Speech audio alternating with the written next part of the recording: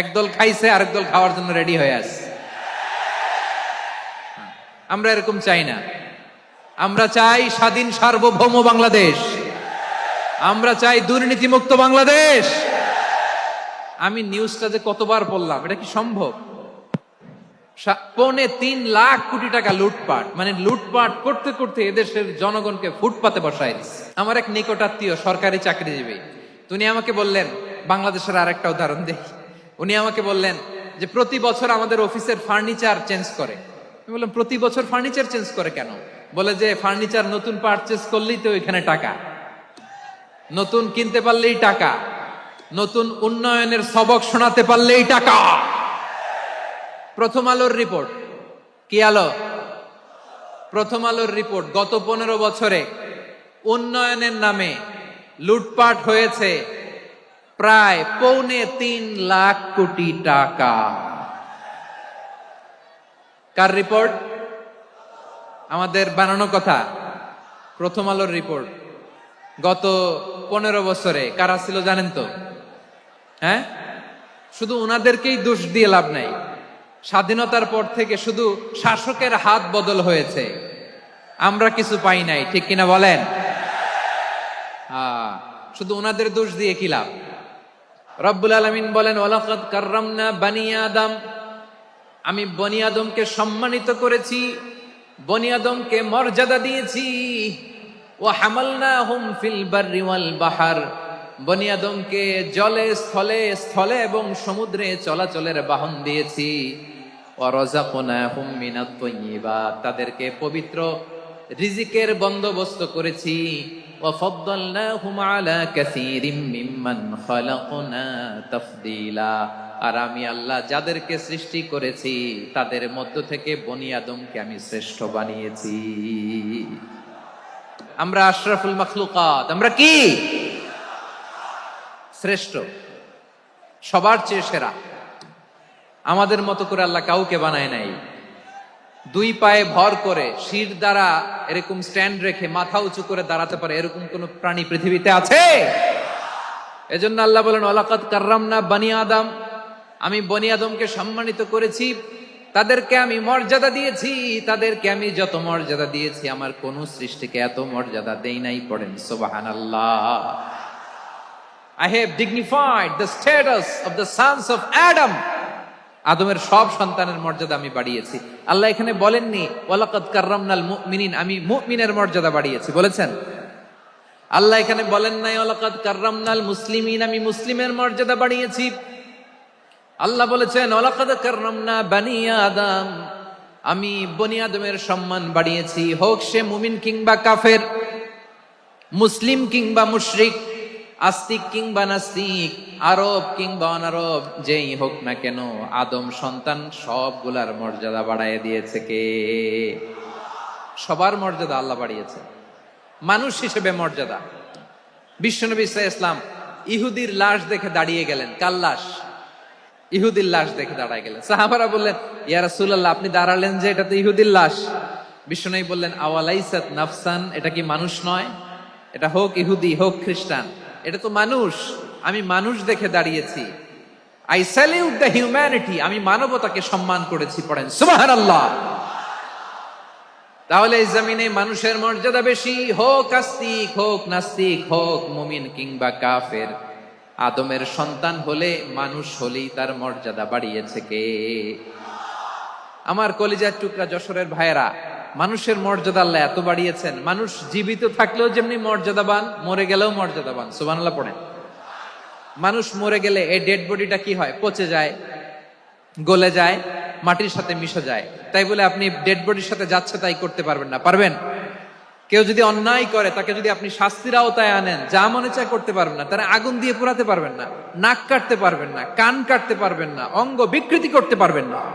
কারণ মানব জাতির মর্যাদা স্বয়ং দিয়েছে কে? পচে যাবে, গলে যাবে। তারপরে ইসলাম বলে, না খবরদার, এই মরা লাশটারও একটা মর্যাদা আছে না নাই? ইসলাম বলে এই লাশটা গলে যাবে, পচে যাবে, কিন্তু এটার অমর্যাদা করো না। কর্পূর দিয়ে, খেজুর পাতা দিয়ে এটাকে ওয়ার্ম ওয়াটার দিয়ে, গরম পানি দিয়ে ধৌত করো। সাদা শুভ্র ধবধবে কাপড় দিয়ে লাশটাকে তুমি কাভার করো। তারপরে খাটিয়ার মধ্যে লাশটাকে রেখে বিশাল একটা প্রোগ্রাম করো, একটা ফিউনারাল প্রোগ্রাম করো। ওই প্রোগ্রামের ডানে বায়ে পেছনে লাশটারে রাখলে হবে না, প্রোগ্রামের একেবারে সামনটাতে তুমি লাশটাকে রাখো। সুবহানাল্লাহ। একটা ফিউনারাল প্রোগ্রাম করতে হবে, তাকে শেষ বিদায় জানাতে হবে, যেটাকে আমরা জানাজা বলি। কি বলি? জানাজা মানে মাইয়েতের জন্য দোয়া, তার জন্য দোয়া করা হয়, তাকে একটা সিস্টেমেটিক অর্ডারে কবরে রাখা হয়, সুন্দরভাবে সেটাকে কবরস্থ করা হয়, মাটি দেয়া হয়, পানি দেয়া হয়। তার মানে মরে গেলেও মানুষের সম্মান বাড়ায় দিয়েছে কে? এজন্য আল্লাহ বললেন ওয়ালাকাদ কাররামনা বানি আদম, বনি আদমের সম্মান মর্যাদা আমি আল্লাহ বাড়িয়ে দিয়েছি। মানুষের সম্মানে তুমি কখনো আঘাত করো না, ঠিক কিনা? তাহলে ভাই, প্রথম মেসেজ হচ্ছে the first and foremost message tonight to the people of Jashore. আল্লাহ বলেন I have dignified the status of son of Adam. আমি বনি আদম সবার মর্যাদা বাড়িয়ে দিয়েছি, হোক আস্তিক নাস্তিক, হোক কাফের কিংবা মুশরিক, তার মর্যাদা বাড়াই দিছে কে? যখন বন্যা হয় আমরা ত্রাণ নিয়ে যাই, আমরা শুধু মুসলমানদেরকে ত্রাণ দেই নাকি? হ্যাঁ, আমরা মুসলমানকেও দেই, অমুসলমানকেও দেই, হিন্দুকেও দেই, বৌদ্ধকেও দেই। যেখানেই মানবতা বিপন্ন সেখানে ইসলামের হেল্পিং হ্যান্ড আছে না নাই?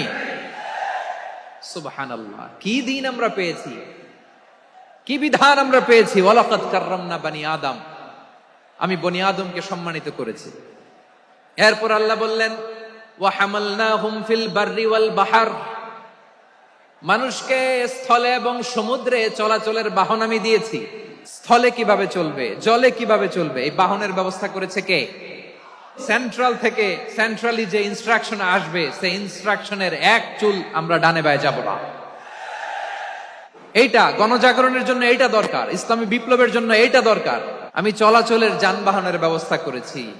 আমরা স্থলে ঘোড়ার উপরে চড়ি, উটের উপরে চড়ি, গাড়ির উপরে চড়ি। এই যে গাড়ির ইঞ্জিন বানাইছি আমরা, এটার মেধা দিয়েছে কে?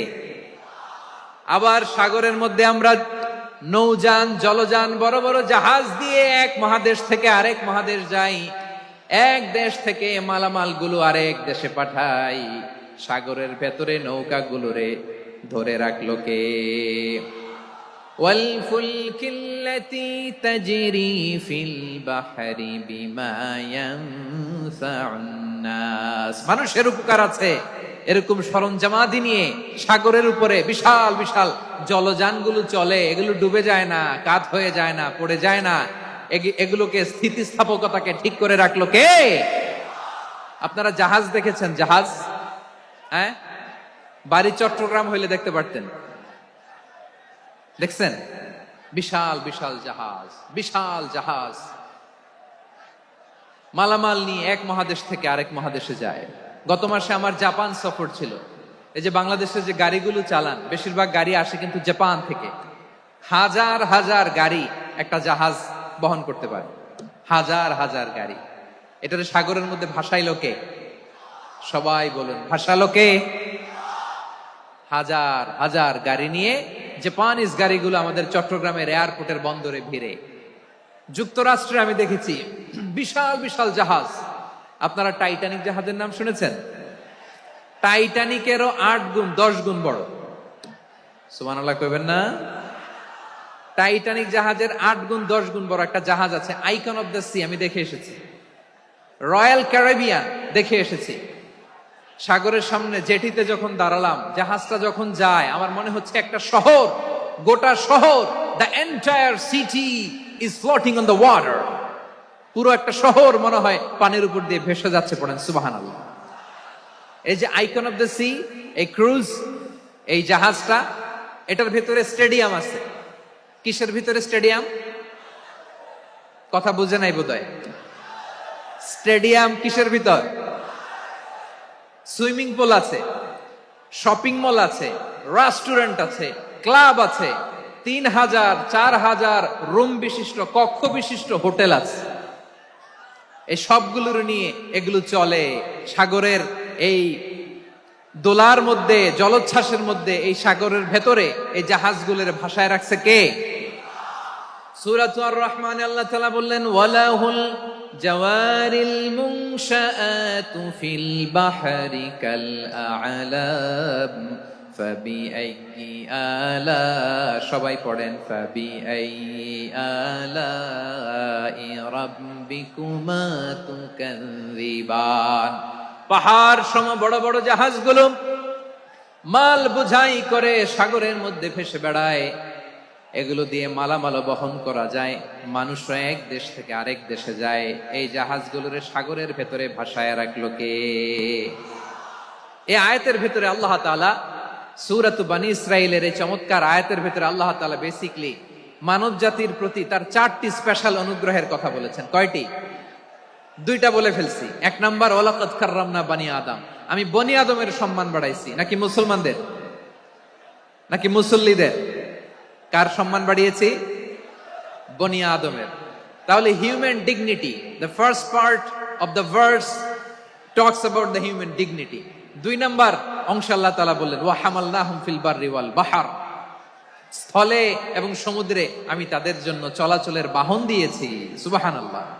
তার মানে smooth movement on land and sea, জলে এবং স্থলে যাতে আমরা স্মুথলি মুভ করতে পারি আল্লাহ তাআলা দিয়েছেন। 3 নাম্বার আল্লাহ তাআলা বললেন ওয়া রাযাকনাহুম মিনাত তাইয়্যিবাত, মানুষের জন্য আমি পবিত্র রিজিকের ব্যবস্থা করেছি। জলে এবং স্থলে যত প্রাণী আছে সবগুলা প্রাণীকে রিজিক দেয় কে? আমাদেরকে রিজিক দেয় কে? সাগরের মাছগুলোকে, বড় বড় তিমি মাছগুলোরে রিজিক দেয় কে? বাতাসের মধ্যে ভেসে বেড়ানো বড় বড় পাখিগুলো, স্ক্যান্ডিনেভিয়ান কান্ট্রি থেকে লক্ষ লক্ষ কোটি কোটি পাখিগুলো যে এক দেশ থেকে আরেক দেশে ট্রান্সফার হয়, এগুলোর রিজিক দেয় কে? রব্বুল আলামিন বলেন ওয়ামা মিন দাব্বাতিন ফিল আরদি ইল্লা আলাল্লাহি রিজকুহা ওয়া ইয়ালামু মুস্তাকাররাহা ওয়া মুস্তাওদাআহা কুল্লুম ফি কিতাবিম মুবিন। আল্লাহু আকবার। রব্বুল আলামিন বলেন ভূপৃষ্ঠে বিচরণশীল যত প্রাণী আছে সব প্রাণীগুলোকে আমি আল্লাহ আমার নিজের কুদরতে রিজিকের বন্দোবস্ত করি। এই প্রাণীগুলো কোথায় থাকে, কোথায় যায়, সব জায়গায় আমি রিজিক পৌঁছে দেই। রিজিক কেউ দিতে পারে না, রিজিকের মালিক কে? রিজিকের মালিক তিনি আল্লাহ। এজন্য আল্লাহ তাআলা বললেন ওয়া রাযাকনাহুম মিনাত তাইয়্যিবাত। এরপর আল্লাহ বললেন ওয়া ফাদ্দালনাহুম আলা কাসীরিম মিম্মান খালাকনা তাফদীলা। আমি যত প্রাণী সৃষ্টি করেছি সকল প্রাণীর মধ্যে মানুষের মর্যাদা, শ্রেষ্ঠত্ব আমি দিয়েছি। সুবহানাল্লাহ পড়েন। তাহলে 1 নম্বরে আল্লাহ বললেন আমি বনী আদমের মর্যাদা বাড়ালাম। এরপরে বললেন স্থলে এবং সমুদ্রে চলাচলের জন্য যানবাহন দিলাম। 3 নম্বরে আল্লাহ বললেন পবিত্র রিজিকের ব্যবস্থা করে দিলাম। এরপরে আল্লাহ বললেন যত প্রাণী আছে, সৃষ্টি আছে, সবগুলার উপরে আমি মানুষকে শ্রেষ্ঠত্ব দিলাম। সুবহানাল্লাহ। তাহলে সবচেয়ে বেশি শ্রেষ্ঠত্ব মানুষের। কার? মানুষের। শুধু তাই নয় প্রিয় ভাইরা, আকাশ এবং জমিনে যা কিছু আছে সবকিছু মানুষের জন্য, মানুষের কল্যাণে, মানুষের প্রয়োজনে, মানুষের বশীভূত করে সৃষ্টি করেছেন কে? রব্বুল আলামিন বলেন হুয়াল্লাযী খালাকা লাকুম মা ফিল আরদি জামিআ। এই জমিনের মধ্যে যা কিছু আমি আল্লাহ সৃষ্টি করেছি সব কিছু আমি মানুষের জন্য সৃষ্টি করেছি। পড়েন সুবহানাল্লাহ। হুয়াল্লাযী খালাকা লাকুম মা ফিল আরদি জামিআ, যা আছে সব আমাদের জন্য, সব আমাদেরকে সার্ভিস দেওয়ার জন্য, আমাদের উপকারের জন্য, আমাদের কল্যাণের জন্য। আওয়াজ করে সবাই পড়ুন আল্লাহু আকবার। অন্য আয়াতে আল্লাহ বললেন ওয়াসাখখারা লাকুম মা ফিস সামাওয়াতি ওয়া মা ফিল আরদি জামিআম মিন ইন্না ফি যালিকা লাআয়াতিন লিকাউমি ইয়াতাফাক্কারুন।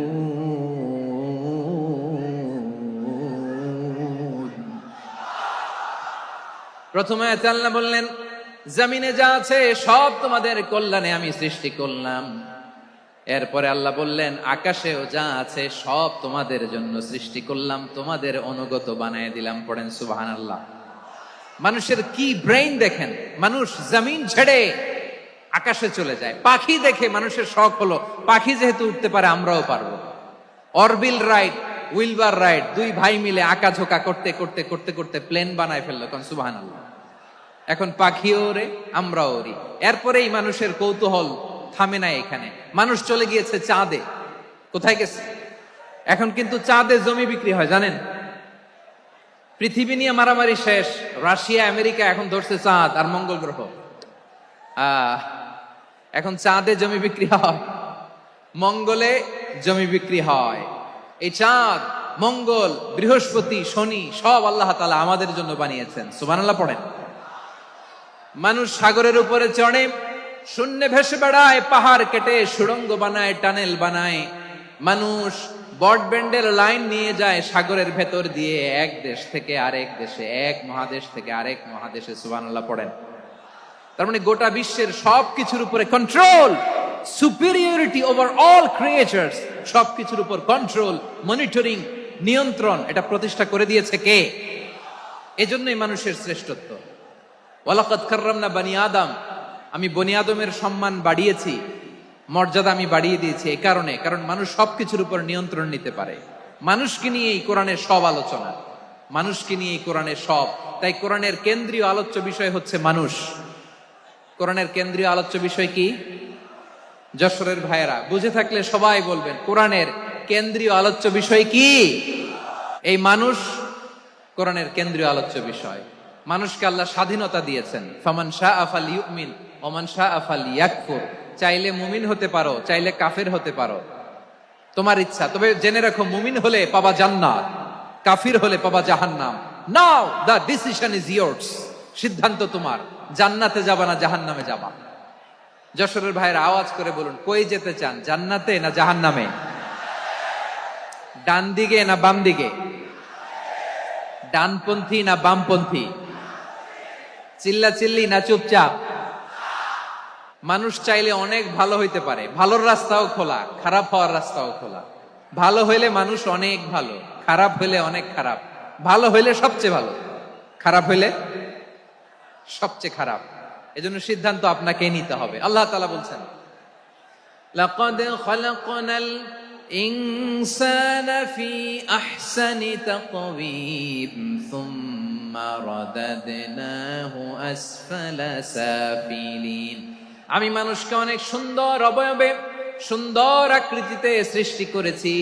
তার শুধু চেহারার ডিজাইনটাই সুন্দর নয়, তার ব্রেনটা বড্ড সুন্দর, তার মানসিকতা বড্ড সুন্দর, তার সৃজনশীলতা বড্ড সুন্দর। পড়েন সুবহানাল্লাহ। আমাদের চেহারা, অবয়ব, ডিজাইন যে সুন্দর তা না, আমাদের ব্রেনটা অনেক সফিস্টিকেটেড ব্রেন, অনেক সফিস্টিকেটেড। এই 1.5 কেজি ব্রেন ইউজ করে মানুষ গোটা বিশ্বে সভ্যতা বিনির্মাণ করেছে, ঠিক কিনা? এই ব্রেন আল্লাহ তাআলা আমাকে দিয়েছে। এটারে কাজে লাগালে, আপনার 6 সেন্স কাজে লাগালে আপনি অনন্য মানুষ হয়ে উঠবেন, মহামানবে রূপান্তরিত হবেন। মানুষ হতে পারে, চাইলেই মহামানব হতে পারে। আবার যদি মানুষ চায় খারাপও হতে পারে। আল্লাহ বললেন শুধু ভালোই না, ভালো হতে চাইলে অনেক ভালো তুমি হতে পারো, আবার খারাপ হতে চাইলে অনেক খারাপ তুমি হতে পারো। সুম্মা রাদাদনাহু আসফালা সাফিলিন।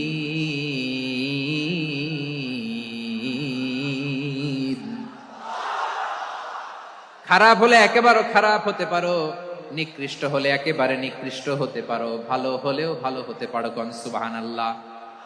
এবার আওয়াজ করে বলুন, ভালো হতে চাই না খারাপ? শ্রেষ্ঠ না নিকৃষ্ট?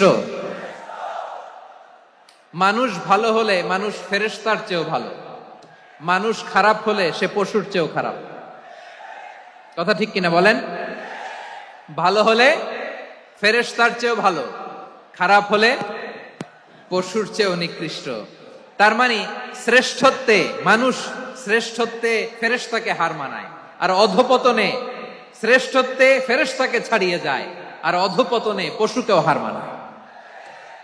আই রিপিট, আমি আবারও বলছি, মানুষ শ্রেষ্ঠত্বে ফেরেশতাকে ছাড়িয়ে যায়, আর অধপতনে সে পশুকেও হার মানায়। আওয়াজ করে বলতে হবে ঠিক কিনা? এটার প্রমাণ কি? মানুষ শ্রেষ্ঠ হইলে যে ফেরেশতার চেয়েও সেরা, তার প্রমাণ কি? আল্লাহ তাআলা বলছেন, ওয়া ইয কুলনা লিল মালাইকাতি ইসজুদু লিআদম ফাসাজাদু ইল্লা ইবলিস আবা ওয়াস্তাকবারা ওয়া কানা মিনাল কাফিরিন। আল্লাহ বলেন, স্মরণ করো সে সময়ের কথা যখন আমি ফেরেশতাদেরকে বললাম, ও ফেরেশতারা আদমকে সেজদা দাও। সব ফেরেশতারা সম্মান সূচক সেজদা আদমকে দিল। তারা আদমের জন্য সেজদায় লুটিয়ে পড়লো, একজন ছাড়া, তার নাম ইবলিস। আওয়াজ করে বলেন, তার নাম কি? সে অহংকার প্রদর্শন করলো, সে কাফের হয়ে গেল। বাকি সব ফেরেশতারা সেজদা দিল। সুবহানাল্লাহ। আবার আদম আলাইহিস সালামকে আল্লাহ জিজ্ঞেস করলেন, সব বলে দিল উত্তর, কিন্তু ফেরেশতাদেরকে একই প্রশ্ন জিজ্ঞেস করলেন, তারা উত্তর করতে পারে নাই। তার মানে এর মধ্য দিয়ে প্রমাণিত হয়, মানুষ ভালো হলে ফেরেশতার চেয়েও ভালো, ফেরেশতার চেয়েও মানুষের মর্যাদা বাড়িয়ে দিয়েছে কে? সব নূরের ফেরেশতা যখন মাটির আদমকে সেজদা দেয়, এটা প্রমাণ করে ফেরেশতার চেয়েও মানুষের মর্যাদা বাড়িয়ে দিয়েছে কে? তুমি মাটির আদমকে প্রথম সৃষ্টি করিয়া ঘোষণা করিয়া দিলে শ্রেষ্ঠ বলিয়া, তাই তো নূরের ফেরেশতা করে আদমকে সেজদা। ঠিক কিনা বলেন? তাই তো নূরের ফেরেশতা করে আদমকে সেজদা। সবার চেয়ে সম্মান দিলে মাটির আদমকে। আল্লাহু আল্লাহু তুমি জাল্লে জালালুহু, শেষ করা তো যায় না গে তোমার গুণগান। পড়েন না? পড়েন।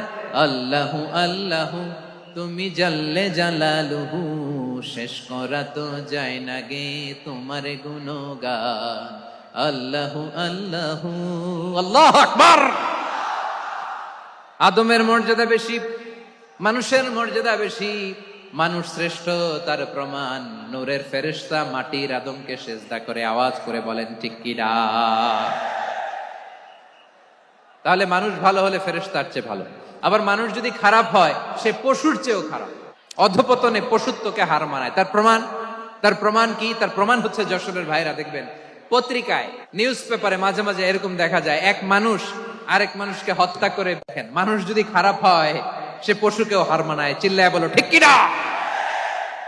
এমনও দুশ্চরিত্র মানুষ আছে যার বদ নজর থেকে, যার নজর থেকে 6 মাসের ছোট্ট মেয়ে থেকে শুরু করে 80 বছরের বৃদ্ধারাও নিরাপদ নয়। প্রিয় ভাইয়েরা, চোখ কান নাক মুখ থাকলেই মানুষ না। যা সামনে দেখেন এগুলো সব মানুষ না, এগুলো জনসংখ্যা। এগুলো কি? সবাই বলুন, এগুলো কি? বাড়ছে জনসংখ্যা, কমছে মানুষ। বাড়ছে জনসংখ্যা, কমছে। এই দুনিয়া এখন তো সেই দুনিয়া নাই, মানুষ নামের মানুষ আছে, দুনিয়া বোঝাই। সেই মানুষের ভিড়ে আমার আসল মানুষ নাই। ঠিক কিনা? আসল মানুষের বড্ড অভাব, আসল মানুষের বড্ড অভাব। আমার ভাইয়েরা, মানুষ খারাপ হলে পশুকেও হার মানায়। যে বাবাকে মেরে, স্বামীকে মেরে স্ত্রীকে বিধবা বানায়, তারও ঘরে স্ত্রী আছে। তাহলে আমরা বুঝলাম মানুষ ভালো হলে অনেক ভালো, খারাপ হলে অনেক খারাপ। ও আমার কলিজার টুকরা যশোরের ভাইয়েরা, আসুন না 3 দিন ব্যাপী এই তাফসিরুল কোরআনের ঐতিহাসিক প্রোগ্রাম থেকে আমরা সিদ্ধান্ত নেই, আমরা ভালো মানুষ হব নাকি খারাপ মানুষ হব। কলিজা থেকে, প্রাণ থেকে আওয়াজ করে সবাই বলুন, ভালো মানুষ নাকি খারাপ মানুষ? ভালো মানুষ হইতে হবে। ভালো মানুষ যারা জগৎটাকে এনলাইটেন করবে, যারা এনলাইটেন করবে, যারা সত্যের বীর সেনানী হয়ে দাঁড়াবে, যারা সত্যের পক্ষে কথা বলবে, যারা জালিমের মসনদকে ভেঙে খান খান করে দেবে। এরকম হওয়ার দরকার আছে না নাই? এরকম ভালো মানুষ আমরা হতে চাই কি চাই না? মানুষকে যত্ন নিলে মানুষ যে কত ভালো হয় আপনি কল্পনাও করতে পারবেন না। এই যে আপনাদের যশোরে যে ভালো ছেলেগুলো আছে, যে ভালো তরুণগুলো আছে, যে যুবকগুলো আছে, যে ভালো আলেমরা আছে, ভালো নেতারা আছে, সবাই যদি তাদের মতো হতো, পুরো যশোরটা একটা জান্নাতের টুকরা হয়ে যেত। আওয়াজ করে বলেন ঠিক কিনা? মানুষকে নার্চারিং করলে, মানুষকে পলিশ করলে, মানুষকে গ্রুমিং করলে, মানুষকে সঠিক তারবিয়া দিলে মানুষ অনন্য হয়ে ওঠে। প্রতিটি মানুষ অনন্য। আমি অনন্য, আপনি অনন্য, আমরা সবাই অনন্য। সুবহানাল্লাহ বলেন। মানুষকে আল্লাহ তাআলা দিয়েছেন অসীম ক্ষমতা, অসীম ক্ষমতা। সুবহানাল্লাহ। একটা মানুষ পারে না এমন কিছু নাই, একটা মানুষ পারে না এমন কিছু নাই। বিশ্বাস করতে হবে, মানুষ যা কল্পনা করতে পারে ওইটা মানুষ করে দেখাতে পারে। তুমি তোমার কল্পনার রাজ্যকে সাজাও, তোমাকে হারাতে পারে এমন কোন শক্তি আল্লাহর জমিনে নাই। তোমার কি শক্তি, কি সম্ভাবনা তুমি জানোই না মিয়া। তুমি এদিকে তাকাও কেন? তোমার রাস্তা তো ওই দূরে। Plan big, dream big. কল্পনার শক্তিকে বড় করো। মানুষ যা কল্পনা করতে পারে মানুষ তা করে দেখাতে পারে। মানুষের কাছে অসাধ্য কিছু নাই, মৃত্যু ছাড়া, এক্সেপ্ট ডেথ। মৃত্যু ছাড়া মানুষ সবকিছুকে জয় করতে পারে। মৃত্যু ছাড়া যে কোনো অসাধ্যকে সাধন করার ক্ষমতা মানুষকে দিয়ে দিয়েছে কে? হারার জন্য তোমার জন্মই হয় নাই, তোমার জন্ম হয়েছে জিতার জন্য, বিজয়ের জন্য তোমার জন্ম। মানুষের শুরুটাই হয় বিজয় দিয়ে। যশোর, আওয়াজ করে বলো, মানুষের শুরু হয় কি দিয়ে?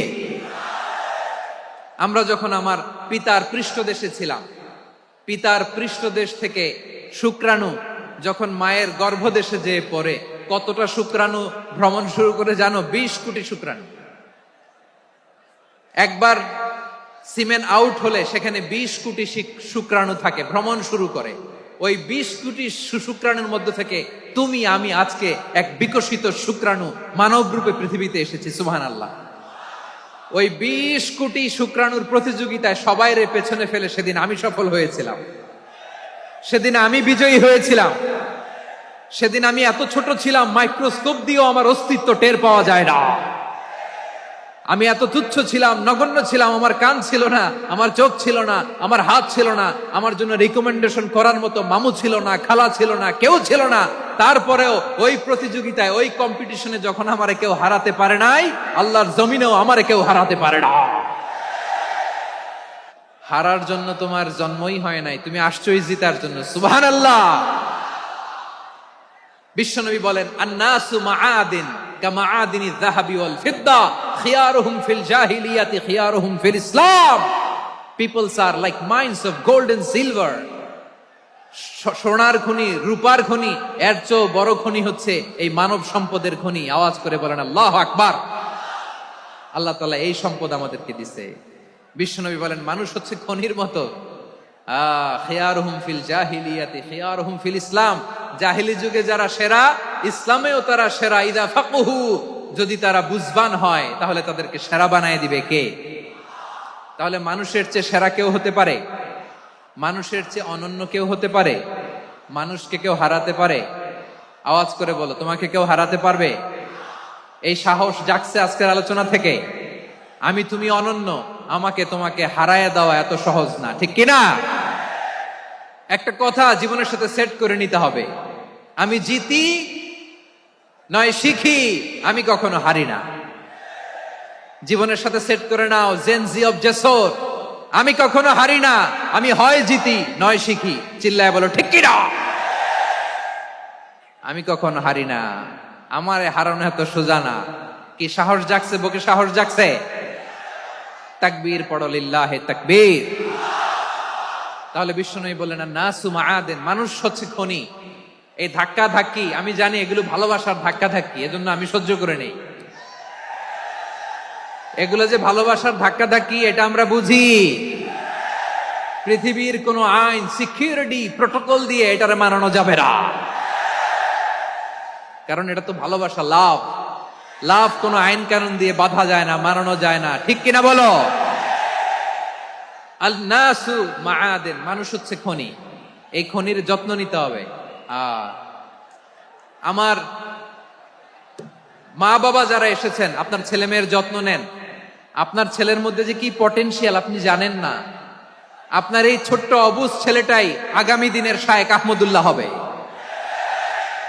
আপনার হেফজখানায় পড়া ওই ছোট্ট ছেলেটাই আগামী হক হবে। আপনার ওই ছেলেটা আমির হামজা হবে, আব্দুল হাই সাইফুল্লাহ হবে। এভাবে বড় বড় আলেম হবে, তারা যুগশ্রেষ্ঠ আলেম হবে। সেই একদিন এই বাংলাদেশের পার্লামেন্টে যে বক্তব্য দিয়ে যশোরের পক্ষে কথা বলবে। আপনি জানেন না, কাউকে ছোট করবেন না, আপনি ওর কনফিডেন্স আপনি কমাবেন না, আপনি কমাতে পারেন না। প্যান্ডেলে আমার যে মা বোনেরা আছেন, ছেলে মেয়েদেরকে কখনো ছোট করে কথা বলবেন না। ও যে কোথায় যাবে আপনি জানেন না, আপনি মা হয়ে তাকে সাহস দিবেন, তার কল্পনার জগৎটাকে সাজাতে তাকে উৎসাহিত করবেন, ঠিক কিনা বলেন? আর আমার প্যান্ডেলের আমার প্রিয় শ্রদ্ধাশীলা মায়েরা বোনেরা, আপনারা তো আরো দামি সম্পদ। বিশ্বনবী বলেন, আর দুনিয়া কুল্লুহা মাতা। আল্লাহ আল্লাহ আল্লাহ, বিশ্বনবীর কথার ওজন দেখেন। আর দুনিয়া কুল্লুহা মাতা ওয়া খায়রু মাতা'আদ দুনিয়া আল মারআতুস সালিহা। বিশ্বনবী বলেন, দুনিয়ায় যা দেখো সব আল্লাহর দেওয়া অ্যাসেট, মানে সম্পদ। আর এত অ্যাসেটের ভিড়ে সবচাইতে শ্রেষ্ঠ সম্পদ হচ্ছে নেককার নারী। ভাইয়েরা বোনের সাথে খারাপ আচরণ করো না, সন্তান মায়ের সাথে খারাপ আচরণ করো না। আমাদের মায়েরা আমাদের asset, they are our priceless asset. কারণ এই মায়েদের পেটে এসেছে আল্লাহর ওলিরা, এই মায়েদের পেটে এসেছে খান জাহান আলী, এই মায়ের পেটে এসেছে শাহজালাল ইয়ামানি, এই মায়ের পেটে এসেছে আল্লাহর সব নবীরা। নাকি নবীরা আকাশ থেকে ধপ করে জমিনে নেমে আসছে? মায়ের পেটে আসছে। এই মায়ের পেটগুলো খনি। আমার সম্মানিতা মায়েরা বোনেরা, নিজেকে ইসলাম দিয়ে সাজান, নিজেকে পবিত্র রাখুন, নিজের আব্রু ঈমান ইজ্জতের হেফাজত করুন, কোরআন পড়ুন, সুন্নাহ পড়ুন। আপনি জানেন না আপনার গর্ভে কে আসছে, কোন ক্ষণজন্মা পুরুষকে আল্লাহ তাআলা আপনার গর্ভে পাঠাবে আপনি জানেন না। মায়েরা নিজেদেরকে পবিত্র রাখুন, ইসলাম চর্চা করুন, কোরআন চর্চা করুন, নৈতিকতা দিয়ে নিজেকে সাজান। যশোরের জেনজি, নিজেদেরকে প্রস্তুত রাখো আগামীর বাংলাদেশের জন্য। নৈতিকতা, মোরালিটি, ভ্যালিউজ দিয়ে নিজেকে সাজাও, ইসলাম দিয়ে নিজেকে সাজাও। কারণ আগামীর বাংলাদেশ ইসলামের বাংলাদেশ। বাংলাদেশের আসল পরিচয় ইসলাম। বাংলাদেশের আসল পরিচয় কি? বাংলাদেশের আসল পরিচয় কি? এই ইসলাম নিয়ে আমরা সংসদ ভবন সাজাবো, রাজি আছি না নাই? শেকড় ভুলে যাওয়া যাবে না। আমরা ধাপে ধাপে শারিয়া আইনের দিকে যাব ইনশাআল্লাহ, কিন্তু জঙ্গিবাদ দিয়ে নয়, কট্টর পন্থা দিয়ে নয়। আমরা ইন্টেলেকচুয়ালি, গ্রাজুয়ালি, ধাপে ধাপে শারিয়া আইনের দিকে মুভ করব ইনশাআল্লাহ। বলো লিল্লাহি তাকবীর। এদেশের আসল পরিচয় সবাই বলে না, আওয়াজ করে, এদেশের আসল পরিচয়।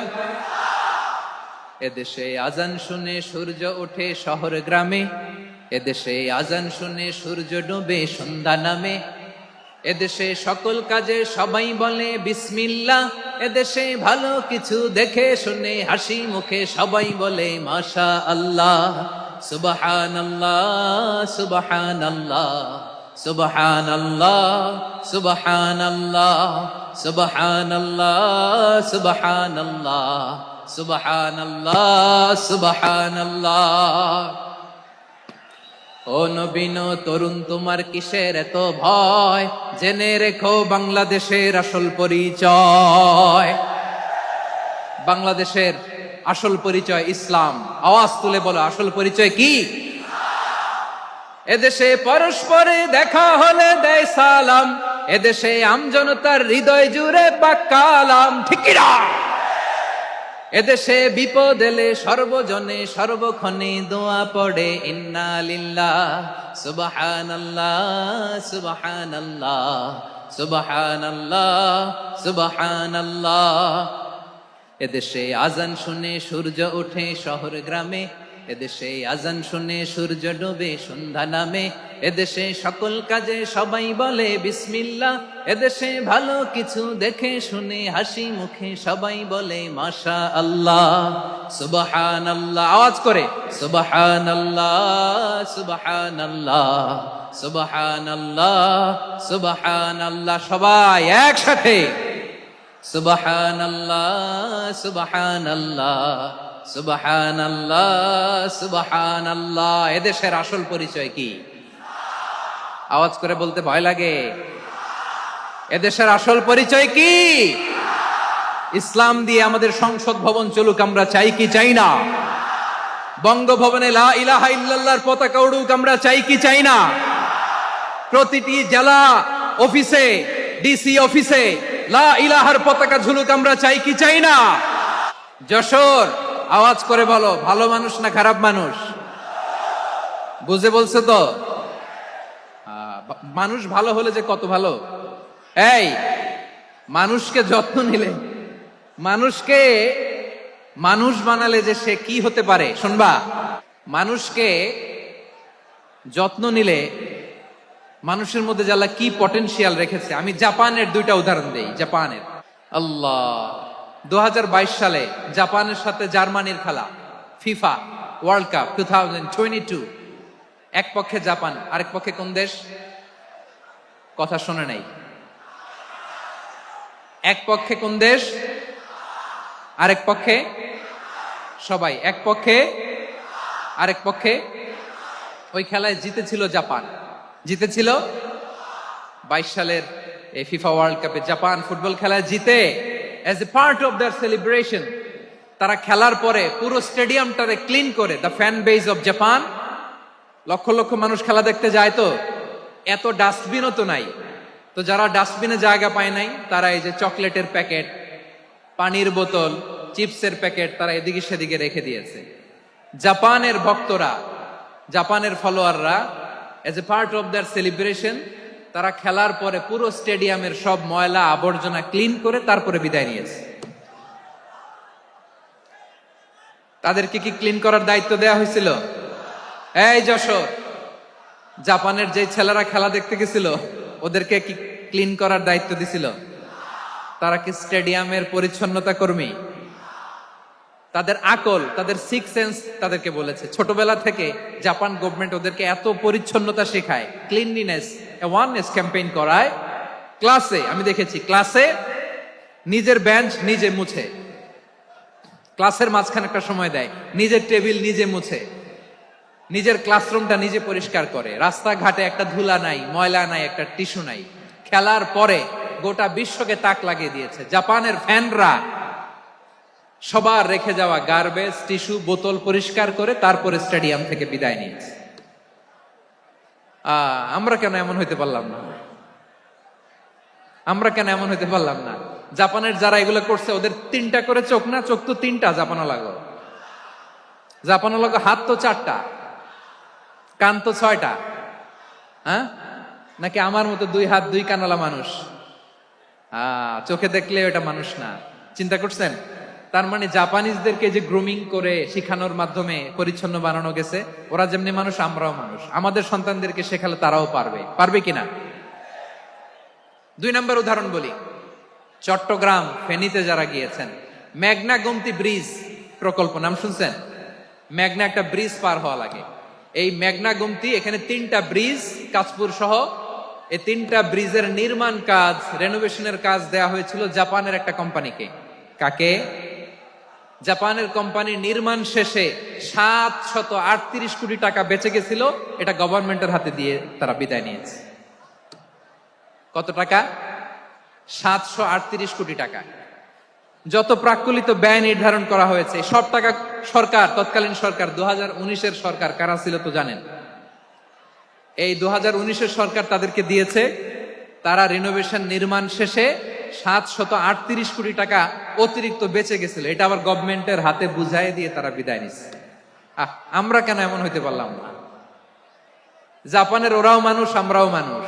তার মানে মানুষে মানুষে পার্থক্য আছে না নাই? আচ্ছা, জাপানের 2টা উদাহরণ দিলাম, এবার আমার দেশের 2টা উদাহরণ দিব না? বাংলাদেশের 2টা উদাহরণ দিই। 1 নম্বর উদাহরণ, গত সপ্তাহে আপনারা জানেন কক্সবাজার আমার একটা প্রোগ্রাম ছিল, তো হেলিকপ্টারে গিয়েছিলাম। ফেনী জেলা যখন পার হচ্ছি, আমি দেখলাম 3টা উইন্ডমিল। উইন্ডমিল চিনেন তো? বিশাল পিলার, 3টা 4টা পাখা থাকে। বায়ু বিদ্যুৎ কেন্দ্র, বাংলাদেশের প্রথম বায়ু বিদ্যুৎ কেন্দ্র এটা। মুহুরী প্রজেক্ট বলে এটা, সম্ভবত মুহুরী প্রজেক্ট। তো সাগরের বাতাসের ঝাপটায় এটা ঘুরে এনার্জি হয়, ইলেকট্রিসিটি উৎপাদন হয়। তো আমি পাইলটকে বললাম, ভাই এগুলো থেকে কেমন ইলেকট্রিসিটি উৎপাদন হয়? কয়, হুজুর একটু হয় না, কিছুই হয় না। কিছুই হয় না মানে? বলে হুজুর বাংলাদেশে যত উইন্ড মিল আছে এটার পাখা একটাও ঘুরে না। আল্লাহ, বলেন কি? তাহলে এই যে কোটি কোটি টাকা ব্যয় করে যে উইন্ড মিল, কয় হুজুর ভিতরে ফিটফাট, উপরে ফিটফাট, ভিতরে সদরঘাট। তার মানে কোটি কোটি টাকা দিয়ে এই উইন্ড মিল বানায়, এখানে কিছু নাই, দুর্নীতির আড্ডাখানা, আখড়াখানা বাংলাদেশ, ঠিক কিনা বলেন? হায় রে, জাপানিজরাও মানুষ, আমরাও মানুষ। আমার এক নিকটাত্মীয় সরকারি চাকরিজীবী, উনি আমাকে বললেন, বাংলাদেশের আর একটা উদাহরণ দেখি। উনি আমাকে বললেন যে প্রতি বছর আমাদের অফিসের ফার্নিচার চেঞ্জ করে। আমি বললাম প্রতি বছর ফার্নিচার চেঞ্জ করে কেন? বলে যে ফার্নিচার নতুন পারচেজ করলেই তো এখানে টাকা, নতুন কিনতে পারলেই টাকা, নতুন উন্নয়নের সবক শোনাতে পারলেই টাকা। প্রথম আলোর রিপোর্ট, কি আলো? প্রথম আলোর রিপোর্ট, গত 15 বছরে উন্নয়নের নামে লুটপাট হয়েছে প্রায় 3.25 লাখ কোটি টাকা। কার রিপোর্ট? আমাদের বানানো কথা। প্রথম আলোর রিপোর্ট। গত 15 বছরে কারা ছিল জানেন তো? হ্যাঁ, শুধু উনাদেরকেই দোষ দিয়ে লাভ নাই। স্বাধীনতার পর থেকে শুধু শাসকের হাত বদল হয়েছে, আমরা কিছু পাই নাই, ঠিক কিনা বলেন? শুধু উনাদের দোষ দিয়ে কি লাভ? একদল খাইছে, আরেক দল খাওয়ার জন্য রেডি হয়ে আছে। আমরা এরকম চাই না। আমরা চাই স্বাধীন সার্বভৌম বাংলাদেশ। আমরা চাই দুর্নীতিমুক্ত বাংলাদেশ। আমি নিউজটা যে কতবার পড়লাম, এটা কি সম্ভব?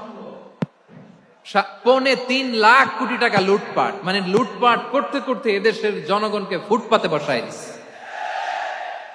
প্রিয় ভাইয়েরা, তাহলে জাপানের মানুষও মানুষ, আমরাও মানুষ। সিদ্ধান্ত আপনার, কোন মানুষ হবেন, ভালো মানুষ না খারাপ মানুষ? আজকের আলোচনার বিষয় হচ্ছে মানব সম্পদের উন্নয়ন, হিউম্যান রিসোর্স ডেভেলপমেন্ট।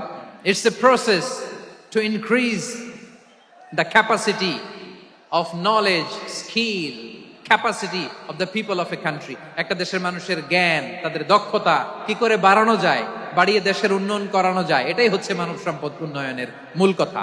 তাহলে মানব সম্পদ হচ্ছে একটা দেশের সবচাইতে শক্তিশালী পুঁজি। প্রাকৃতিক সম্পদ, খনিজ সম্পদের চেয়েও দামি হচ্ছে মানব সম্পদ। আমার প্রিয় যশোর, প্রাকৃতিক সম্পদ, খনিজ সম্পদের চেয়ে দামি সম্পদ কি সম্পদ? আল্লাহ তাআলা দয়া করে আমাদেরকে এই মানব সম্পদ দিয়েছেন। আসুন আমাদের এই মানুষগুলোকে আমরা সোনার মানুষ বানাই। রাজি আছেন তো সবাই? রাজি আছেন? মানুষ পারে না এমন কোনো কিছু নাই, চাইলে সব পারে। এজন্য মানুষকে তারবিয়া দিতে হবে, যথাযথভাবে তাদেরকে গড়তে হবে। আসুন আমরা সিরাতের আয়নায় বিশ্বনবীর জীবনী থেকে দেখি তিনি কিভাবে হিউম্যান রিসোর্সকে ম্যানেজ করতেন, বিশ্বনবী কিভাবে এই মানব সম্পদকে ম্যানেজ করতেন। বিশ্বনবী, he was a very good talent hunter, চৌকস ট্যালেন্ট হান্টার ছিল। কার মধ্যে কি ট্যালেন্ট আছে দেখলেই বুঝে ফেলতেন। সুবহানাল্লাহ পড়বেন না? কি নবী আমরা পেয়েছি! He was a very good talent hunter. আমার নবী, তিনি চৌকস ট্যালেন্ট হান্টার ছিলেন। কার মধ্যে কি প্রতিভা বের করতেন, ওই প্রতিভাকে ইসলামের কল্যাণে কাজে লাগাতেন। সুবহানাল্লাহ বলেন। যাকে যেই জায়গায় সেট করলে ভালো হবে তাকে ওই জায়গায় সেট করতেন। কয়েকজন সাহাবীর জীবনী শোনাই। আবু মাহজুরা রাদিয়াল্লাহু তাআলা আনহু, মক্কার মুয়াজ্জিন, আগে ছিল মুশরিক, পরে হইছেন মুমিন। উনি কিভাবে মুমিন হইলেন এই ঘটনাটা একটু আপনাদের শোনাতে চাই। হুনাইনের যুদ্ধ, 8ম হিজরি, বিষ্ণু ইসলাম হুনাইনের যুদ্ধ শেষে ফিরতেছেন। পথিমধ্যে বেলাল রাদিয়াল্লাহু তাআলা আনহু, 8ম হিজরি। কত হিজরি? সবাই বলেন না একটু, কত হিজরি? 8ম হিজরিতে হুনাইনের যুদ্ধে রাসূল সাল্লাল্লাহু আলাইহি ওয়াসাল্লাম ফিরে আসতেছেন মদিনায়। পথিমধ্যে বেলাল রাদিয়াল্লাহু তাআলা আনহু আযান দিচ্ছেন। কি দিচ্ছেন? তো পাশে ছিল মুশরিকদের একটা পল্লী, কিছু মুশরিক তরুণ, কিছু অমুসলিম কিশোর, তারা আযানকে ব্যঙ্গ করতেছে। আমাদের বাংলায় মুখ ভেঙ্গানো বলে আর কি। বেলাল রাদিয়াল্লাহু তাআলা আনহু আযান দিচ্ছেন, ওই বাচ্চাগুলো মুশরিক, তো ওরা আযানকে ব্যঙ্গ করতেছে, বিকৃতি করে ওরাও আযান দিচ্ছে। উদ্দেশ্য হচ্ছে আযানকে নিয়ে ঠাট্টা করা। উদ্দেশ্য, ব্যাপারটা মনে কষ্ট পাওয়ার মতো ব্যাপার না? কিন্তু বিশ্বনবী ওইখানে দেখেন কি খুঁজলেন। বিশ্বনবী খেয়াল করলেন অমুসলিম কিশোরদের মধ্য থেকে একটা কিশোরের গলাটা বড় দরাজ গলা, কণ্ঠটা বড় সুন্দর। খেয়াল করে দেখলেন যে কিছু কিশোর বেলালের আজানকে ব্যঙ্গ করে, বিকৃতি করে, কিন্তু একজনের কণ্ঠ দেখতে পাচ্ছেন না এত দূরে, কিন্তু কণ্ঠটা বড় সুন্দর, দরাজ গলা। বিশ্বনবী সাহাবীদেরকে বললেন, ধরো এগুলারে, ধরো। সবগুলারে ধরে বিশ্বনবী সামনে আনা হলো। ওরা হাঁটু গেড়ে বসলো। বিশ্বনবী বললেন, তোমাদের মধ্যে কে যেন ব্যঙ্গ করে আজান দিচ্ছিল, তার গলাটা বড় উঁচু, গলার বেসটা বড় মজবুত, মেলোডিয়াস, সুমধুর কণ্ঠ, কে? আবু মাহজুরা বলে, আমার বন্ধুরা সবাই আমার দিকে আঙ্গুল দেখায়, আমি পড়ে গেছি বিপদে। রাসূল সাল্লাল্লাহু আলাইহি ওয়াসাল্লাম বাকি অমুসলিম তরুণদেরকে ছেড়ে দিলেন, বললেন তোমরা যাও। এবার আবু মাহজুরারে পাইছে। আবু মাহজুরার চুলের মধ্যে হাত দিলেন বিশ্বনবী, মাথায় হাত দিয়ে বললেন, এবার আজান দাও দেখি। আবু মাহজুরা বলে, আমি তো আজান দিতে জানি না, কারণ আমি তো বেলালেরটা শুইনা দিছি, আমার তো মুখস্থ নাই, আমি তো আজান দিতে জানি না। বিশ্বনবী বললেন, জানো না? তাহলে আসো, আমি তোমারে শিখাই দেই। সুবহানাল্লাহ পড়ে। আবু মাহজুরা হাঁটু গেড়ে বসে, বিশ্বনবীর মোবারক হাত আবু মাহজুরার চুলের মধ্যে। বিশ্বনবী আজানের মুআল্লিম আবু মাহজুরাকে বলতেছে, ঠিক আছে তোমারে শিখাই দিচ্ছি, আমি যা যা বলবো আমার সাথে সাথে বলো, পারবা? আবু মাহজুরা বলে, পারবো। বিশ্বনবী আজান দিচ্ছেন, মাথায় হাত দিয়ে, আল্লাহু আকবার, আল্লাহু আকবার। আবু মাহজুরা এই বাক্যটা পড়লেন। বিশ্বনবী দ্বিতীয় বাক্য পড়তে আরম্ভ করলেন, আল্লাহু আকবার,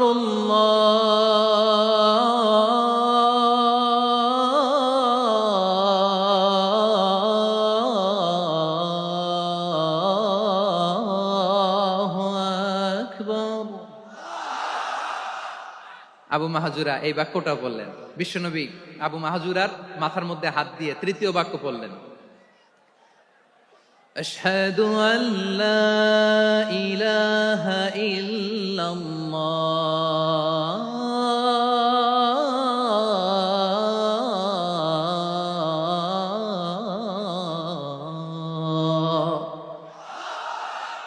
আবু মাহজুরা তৃতীয় বাক্য পড়লেন। বিশ্বনবী একটা বাক্য পরে আবু মাহজুরা পরে, বিশ্বনবী পরে আবু মাহজুরা পরে। আবু মাহজুরা কিন্তু অমুসলিম, মুশরিক। আবু মাহজুরা বলে, এক একটা বাক্য পড়ি আমার কলিজাটা গলে ঠান্ডা হয়ে যায়। এতদিন মোহাম্মদকে গালি দিতাম, এখন মোহাম্মদ আমার মাথায় যখন হাত রাখছে আমার সারা শরীর ঠান্ডা হয়ে গেছে। বিশ্বনবী আজান শিখাচ্ছেন, একটা একটা বাক্য পড়ে আবু মাহজুরাও পড়ে, বিশ্বনবী পড়ে, আবু মাহজুরাও পড়ে। পুরো বাক্যগুলো যখন শেষ, আজান শেষ, আবু মাহজুরাও যখন পুরো আজান পড়লেন, আবু মাহজুরা বললেন, এতদিন মোহাম্মদের চেহারা দেখলে আমার ঘৃণা লাগতো, আজ থেকে মোহাম্মদের চেহারার চেয়ে প্রিয় চেহারা আমার কাছে নাই। আবু মাহজুরা বললেন, ও মুহাম্মদ, আজানের বাক্য তো আপনি আমারে শেখালেন, এখানেই শেষ করবেন না, আপনি আমারে পড়ায় দেন, লা ইলাহা ইল্লাল্লাহু মুহাম্মাদুর রাসূলুল্লাহ সাল্লাল্লাহু আলাইহি ওয়াসাল্লাম। বিশ্বনবীর সাথে দাঁড়িয়ে উনি শাহাদা পড়ে মুসলমান হয়ে গেলেন। এবার আবু মাহজুরা বলে, ইয়া রাসূলুল্লাহ, ইয়া হাবিবাল্লাহ, আমি মুমিন হয়েছি, মুসলমান হয়েছি, আপনার কাছ থেকে আজান শিখার সৌভাগ্য আমি লাভ করেছি গো নবী। আমার কণ্ঠের বড় তারিফ করেছেন আপনি, আমার আজানকে আপনি পছন্দ করেছেন। একটা জিনিস আপনার কাছে চাই, আপনি আমাকে মক্কার মসজিদুল হারামের মুয়াজ্জিন হিসেবে অ্যাপয়েন্ট করে দে। বিষ্ণু ইসলাম বললেন, যাও আবু মাহজুরা, আমি তোমাকে পৃথিবীর শ্রেষ্ঠতম মসজিদ মক্কার মসজিদুল হারামের মুয়াজ্জিন হিসেবে অ্যাপয়েন্ট করে দিলাম। দেখছেন কিভাবে ট্যালেন্ট হান্টিং করতে হয়, কিভাবে হিউম্যান রিসোর্স, মানব সম্পদকে ব্যবহার করতে হয়। আসছিল আজানকে ভেঙ্গাইতে, আসছিল কেন? আজানকে ব্যঙ্গ করার জন্য, বিকৃত করার জন্য। আজানকে বিকৃত করতে যে ইসলামের সবচেয়ে শ্রেষ্ঠ মসজিদের মুয়াজ্জিন হয়ে গেল। পড়েন সুবহানাল্লাহ। হযরত আবু মাহজুরা রাদিয়াল্লাহু তাআলা আনহু ওনার এই সুললিত কণ্ঠ ব্যবহার করে মসজিদুল হারামে এত সুন্দর করে আল্লাহু আকবার বলে আজান দিতেন।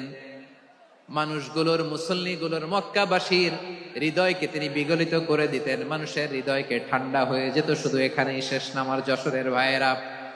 বিশ্বনবী যখন সাইয়েদনা আবু মাহজুরা রাদিয়াল্লাহু তাআলা আনহুকে আযান শিখাচ্ছিলেন। বলেন তো বিশ্বনবীর হাতটা কোথায় ছিল?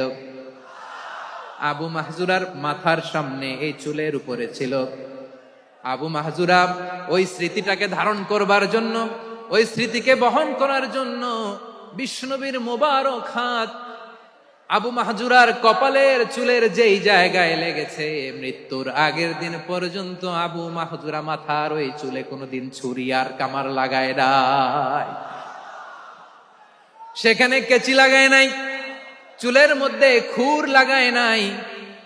আবু মাহজুরা ডান দিকের চুল কাটতো, বাম দিকের চুল কাটতো, পেছনের চুল কাটতো, সামনের চুল কাটতো না। আবু মাহজুরা রাদিয়াল্লাহু তাআলা আনহুর সামনের চুলগুলো বড় হতে হতে যখন এত বড় হয়ে যায়, তিনি চুলগুলো পেঁচিয়ে মাথার মধ্যে রাখতেন। তারপরে তিনি পাগড়ি পরতেন। সবাই জিজ্ঞেস করতো, আবু মাহজুরা এটা আবার কেমন স্টাইল? দেখতে তোমারে কি বিদঘুটে লাগে, কেমন অড লাগে, কেমন খারাপ দেখা যায়। মক্কায় এমন কোন মানুষ তো দেখি নাই, ডানে চুল কাটে, বায়ে চুল কাটে, পেছনে চুল কাটে, সামনে কাটে না।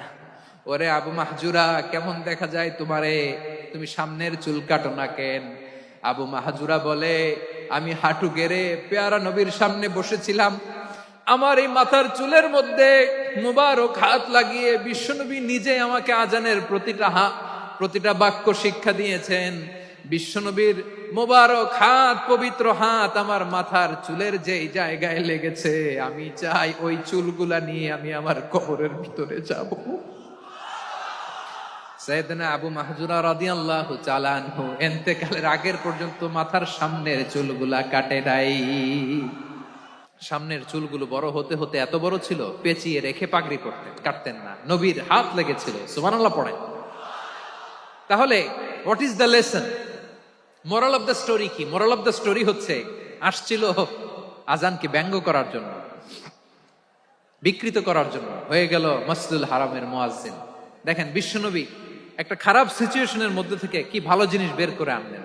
আমি যে শুরুতে বলেছি কিভাবে তিনি হিউম্যান রিসোর্সকে ডেভেলপ করেছেন, ম্যানেজ করেছেন। তিনি যে চৌকস ট্যালেন্ট হান্টার ছিল, দেখেন সবার মধ্যে থেকে এর বাছাই করে মুয়াজ্জিন বানাই দিয়েছেন। সুবহানাল্লাহ পড়েন। তার মানে এই না সবাইরে ধরে ধরে উনি মুয়াজ্জিন বানাইছেন। যার যেই ট্যালেন্ট আছে তাকে ওই কাজে অ্যাসাইন করেছেন। যার যেই প্রতিভা আছে তার প্রতিভাকে ইসলামের কাজে লাগিয়েছেন। সুবহানাল্লাহ পড়েন। যায়েদ বিন সাবিত রাদিয়াল্লাহু তাআলা আনহু নাম শুনেছেন?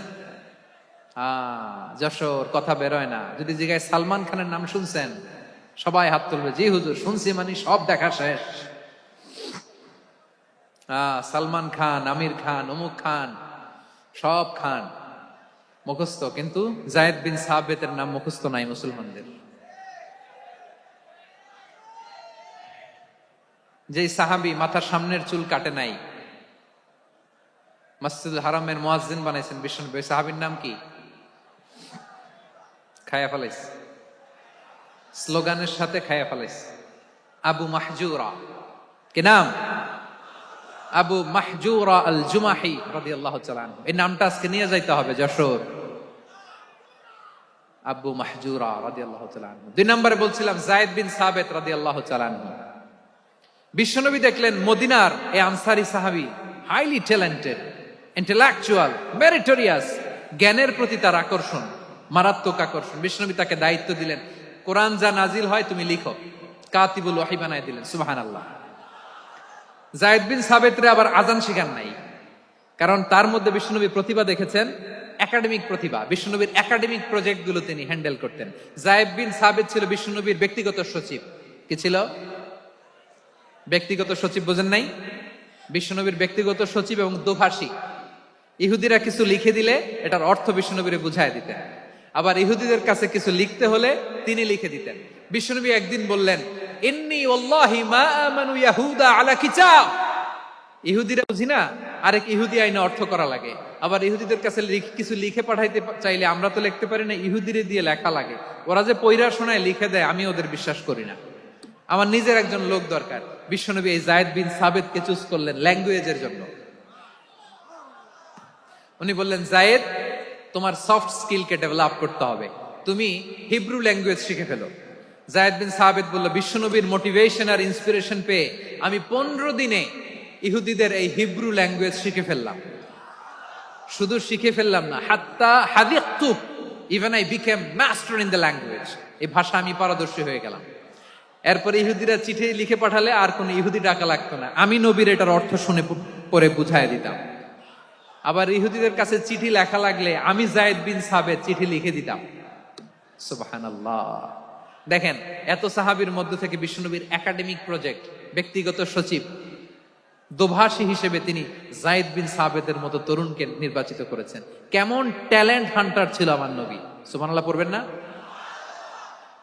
বিশ্বনবীর ইন্তেকালের পরে সাইয়েদনা আবু বকর রাদিয়াল্লাহু তাআলা আনহু যখন খলিফা হয়ে আসলেন, কোরআনকে সংকলনের দায়িত্ব দেয়া লাগবে, কোন সাহাবীকে দিবেন? সব সাহাবারা মিলে পরামর্শ করলেন। সাইয়েদনা আবু বকর, ওমর সবাই মিলে এই বিশাল কোরআন সংকলনের গুরু দায়িত্ব বিশ্বনবীর ব্যক্তিগত সচিব, বিশ্বনবীর দোভাষী, বিশ্বনবীর সিলেক্ট করাই লোক যায়েদ ইবনে সাবিত রাদিয়াল্লাহু তাআলা আনহুকে দিয়েছে। কোরআনের কপি তো আজকে এখানে রাখে নাই। এই যে আজকের যে কোরআন পড়েন, এটা আগে এরকম ছিল না। কোরআন নাজিল হলে সাহাবারা চামড়ার, ওটের চামড়ায় লিখে ফেলতো, ওটের চ্যাপ্টা হাড্ডির মধ্যে লিখে ফেলতো, গাছের গুড়ির মধ্যে লিখে ফেলতো, বিভিন্ন জনের কাছে ছড়ানো ছিটানো ছিল। আবু বকর রাদিয়াল্লাহু তাআলা আনহু একসাথে করলেন, পরবর্তীতে উসমান রাদিয়াল্লাহু তাআলা আনহু একসাথে করলেন 114 সূরার। এখন এই মুসহাফ, এই কম্পাইলেশন, এই কপি আমরা পেয়েছি, যার হিউজ কন্ট্রিবিউশন ছিল। এই পুরো কোরআন কম্পাইলেশনের প্রজেক্ট ম্যানেজার ছিল যায়েদ বিন সাবিত রাদিয়াল্লাহু তাআলা। কোরআন কম্পাইলেশনের প্রজেক্ট ম্যানেজার। দেখেন, উনারে মাথায় হাত দিয়ে আজান শিখায় নাই। সুবহানাল্লাহ কইবেন না? তাহলে প্রথম সাহাবী আবু মাহজুরাকে মুয়াজ্জিন বানাইলেন, যায়েদ বিন সাবিতকে ব্যক্তিগত সচিব আর দোভাষী বানালেন, মুসআব ইবনে উমাইর রাদিয়াল্লাহু তাআলা আনহুকে ইসলামের প্রথম অ্যাম্বাসেডর বানালেন। তাহলে তৃতীয় নাম্বার একজন সাহাবীর নাম বলছি, মুসআব ইবনে উমাইর। He was the first ambassador in Islam. ইসলামের প্রথম ডিপ্লোম্যাট, প্রথম কূটনৈতিক, ইসলামের প্রথম কূটনৈতিক, ইসলামের প্রথম ডিপ্লোম্যাট, প্রথম অ্যাম্বাসেডর মুসআব ইবনে উমাইর। মক্কার তরুণ যুবক, উনি পারফিউম লাগাইলে মানুষ দেখলেই বুঝতো এটা মুসআব লাগাইছে। এমন ড্যাশিং ফেসের ছিল, এমন স্মার্ট ড্যাশিং ফেস, এমন পার্সোনালিটির মানুষ ছিল মুসআব রাদিয়াল্লাহু তাআলা। কারণ যিনি ইসলামের স্পোকম্যান হবেন, মুখপাত্র হবেন, তার স্মার্ট হওয়ার দরকার আছে না নাই? আকাবার প্রথম শপথ যখন হলো, তাদের সাথে বিষ্ণু ইসলাম মদিনাতে একজন মুখপাত্র পাঠালেন, ডিপ্লোম্যাটকে পাঠালেন, অ্যাম্বাসেডর অফ ইসলাম। তিনি হচ্ছেন মুসআব ইবনে উমাইর। পড়েন সুবহানাল্লাহ। বিশ্বনবী দেখলেন সে অনেক স্মার্ট, তার ডেডিকেশন আছে, সিনসিয়ারিটি আছে, এবং মদিনায় যে আউস খাজরাজ গোত্রের নেতাদের সাথে ডিল করতে হবে, ইহুদিদের সাথে ডিল করতে হবে, ওখানে একজন পাক্কা জানু খেলোয়াড়ের দরকার আছে না নাই? মুসআব ইবনে উমাইর রাদিয়াল্লাহু তাআলা আনহু, ওনাকে বিষ্ণু ইসলাম চুজ করলেন। এবং বিষ্ণু ইসলামের এই চুজিংটা, এই সিলেকশনটা এত সুন্দর ছিল, তিনি মদিনাতে যে বিশ্বনবী আসার আগেই মদিনার জমিনকে তিনি উর্বর করে ফেলছেন। প্রতিটা ঘরে ঘরে কালিমার দাওয়াত তিনি পৌঁছায় দিচ্ছেন। জুমার বিধান নাজিল হয়েছে, কিন্তু মক্কায় পরিবেশ নাই জুমা পালনের। বিষ্ণু ইসলাম একজনকে দিয়ে খবর পাঠালেন, যাও মদিনায় মুসাবকে যে বলো, মুসাব তো আমার শিক্ষক, আমার স্পোকম্যান, মদিনাতে যেন তারা জুমা কায়েম করে। বিশ্বনবীর আগেই মুসাব মদিনার মুসলিমদেরকে নিয়ে মদিনায় প্রথম জুমা কায়েম করে ফেলছে। কোন সুবহানাল্লাহ। ডিপ্লোম্যাটদের কেমন হইতে হয়, অ্যাম্বাসেডারের কেমন হইতে হয়, মুসআব রাদিয়াল্লাহু তাআলা আনহুর কাছ থেকে শিখে নাও। মুসআব নামটা কেমন লাগে? যশোর, যাদের সন্তান হবে ছেলে সন্তান, আমার রাস্তায় পাইলে সবাই জিজ্ঞেস করে, হুজুর একটা নাম দেন, আমার ছেলে হবে। যশোরবাসীর জন্য আমি একটা নাম দিয়ে দিলাম, নাম রাখতে হবে মুসআব। কি নাম? নামটা যাদের ভাল লাগে, ছেলে সন্তান অনাগত আসবে, মনে চাইলে নাম রেখে দিবেন মুসআব রাদিয়াল্লাহু তাআলা আনহুর নামে মুসআব। তাহলে মুসআব রাদিয়াল্লাহু তাআলা আনহুকে বিশ্বনবী ল্যাঙ্গুয়েজ শিখান নাই, সফট স্কিল শিখান নাই। যায়েদ রাদিয়াল্লাহু তিনি হিব্রু ল্যাঙ্গুয়েজ শিখেছেন, সুরিয়ানি শিখেছেন, কিন্তু মুসআবকে তিনি বানিয়েছেন the spokesman of Islam, the first diplomat, the ambassador of Islam. সুবহানাল্লাহ পড়বেন না? আব্দুল্লাহ ইবনে আব্বাস রাদিয়াল্লাহু তাআলা আনহু, বিশ্বনবীর কাজিন, চাচাতো ভাই। আবার মাইমুনা রাদিয়াল্লাহু তাআলা আনহু, মাইমুনা নবীর স্ত্রী তিনি ছিলেন আব্দুল্লাহর আপন খালা। তো নবীর বউ যদি ওনার খালা হয়, নবী তার কি? বুঝে নাই, নবী তার কি? খালু। তাহলে সম্পর্ক অনেক গভীর, কাজিন আবার খালু, ছোট্ট মানুষ, তাই রাতে মাঝে মাঝে ঘরে থাকতো। বিশ্বনবী দেখলেন আব্দুল্লাহ যেহেতু আমার ঘরে ঢুকতে পারে, আব্দুল্লাহরে এই উম্মতের বড় শিক্ষাবিদ বানাইতে হবে। কথা বোঝে নাই? আব্দুল্লাহকে কি বানাইতে হবে? শিক্ষাবিদ, এডুকেটর অফ দিস উম্মাহ, এই উম্মার শিক্ষাবিদ বানাইতে হবে। তাই আব্দুল্লাহ ইবনে আব্বাসকে বিশ্বনবী হাতে কলমে শিক্ষা দিয়েছেন। ওনাকে বিশ্বনবী হাতে কলমে শিক্ষা দিয়েছেন, যেহেতু উম্মতের শিক্ষাবিদ হবেন, এডুকেটর হবেন। তো বিশ্বনবী রাতে যখন তাহাজ্জুদ পড়তেন, ছোট্ট আব্দুল্লাহ ঘরে থাকতো। বুঝতে পেরেছেন? ছোট্ট মানুষ তো ঘরে থাকতো। তো বিশ্বনবী তাহাজ্জুদের জন্য একবার দাঁড়িয়েছেন, ছোট্ট আব্দুল্লাহ ওযু করে দাঁড়াইছে। আচ্ছা বলেন তো, ইমাম আর মুসল্লি মোট যদি দুইজন হয়, একজন ইমাম একজন মুসল্লি, তো মুসল্লি ইমামের কোন দিকে দাঁড়াবে? ডানে দাঁড়াবে। ছোট্ট আব্দুল্লাহ বুঝে নাই, বিশ্বনবী তাহাজ্জুদ শুরু করেছেন, উনি ইক্তেদা করছেন আর দাঁড়াইছেন বায়ে। কোথায় দাঁড়িয়েছেন? আব্দুল্লাহ বলেন, যখন আমি বায়ে দাঁড়ালাম, আখাযা রাসূলুল্লাহ সাল্লাল্লাহু আলাইহি ওয়াসাল্লাম উযুনি আল ইউমনা ইয়াফতিলুহা, বিশ্বনবী নামাজরত অবস্থায় আমার কান ধরে টেনে আমার ডান দিকে এনে দাঁড় করায় দিলেন। পড়েন সুবহানাল্লাহ। দেখেন, হাতে কলমে শিক্ষা। আর জীবনে ভুল হবে? কথা কয় না, আর ভুল হবে? আর ভুল হবে না। এভাবে বিশ্বনবীর অনেক সঙ্গ পেয়েছেন, সফর করেছেন, একই বাহনে বসেছেন, এক বাহনে বসে লম্বা নসিহত করেছেন, বলেছেন, ইয়া গোলাম ইহফাজিল্লাহ ইয়াহফাজকা, ইহফাজিল্লাহ তাজিদহু তুজাহাক, ইযা সাআলতা ফাসআলিল্লাহ ওয়া ইযা ইসতাআনতা ফাসতাইন বিল্লাহ। আল্লাহর বিধান মানো, আল্লাহর বিধান রক্ষা করো, আল্লাহ তোমায় রক্ষা করবে। আব্দুল্লাহ, চাইতে হলে আল্লাহর কাছে চাও, সাহায্য চাইতে হলে আল্লাহর কাছে সাহায্য চাও। মনে রাখো, গোটা বিশ্বের সবাই যদি তোমার সাহায্য করতে চায়, ততটুকুই করতে পারবে যতটুকু আল্লাহ তোমার নসিবে রেখেছে। গোটা বিশ্ব যদি তোমার বিরুদ্ধে ষড়যন্ত্রে দাঁড়িয়ে যায়, ক্ষতি ততটুকু করতে পারবে যতটুকু তোমার জন্য বরাদ্দ আছে। এর বাইরে কিছু করতে পারবে না। আওয়াজ করে বলেন ঠিক কিনা? এভাবে হাতে কলমে শিখিয়েছেন, বিশ্বনবীর সঙ্গ পেয়েছেন।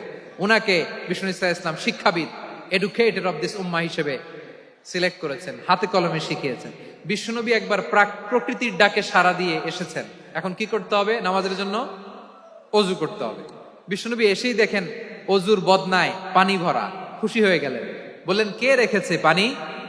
একজন বলল, আব্দুল্লাহ রেখেছে। বিশ্বনবী অত্যন্ত খুশি হলেন, খুশি হয়ে একটা দোয়া করলেন, বললেন, আল্লাহুম্মা ফাক্কিহু ফিদ্দীন ওয়া আল্লিমহু তা'ওয়ীল। আল্লাহ, তুমি আব্দুল্লাহকে দ্বীনের বুঝ দিও আর কোরআনের তাফসীর শিক্ষা দিও। বিশ্বনবীর এই দোয়া এমন লাগছে, উনি রাইসুল মুফাসসিরিন, এই পৃথিবীতে যত মুফাসসির ছিল, যত মুফাসসির আসবে, সকল মুফাসসিরের সম্রাট হিসেবে স্বীকৃত হয়েছেন আব্দুল্লাহ ইবনে আব্বাস। বিশ্বনবী ওনারে আজান শিখান নাই, বিশ্বনবী ওনারে ল্যাঙ্গুয়েজ শিখান নাই, বিশ্বনবী ওনারে অ্যাম্বাসেডর বানান নাই, হাতে কলমে শিক্ষা দিয়েছেন।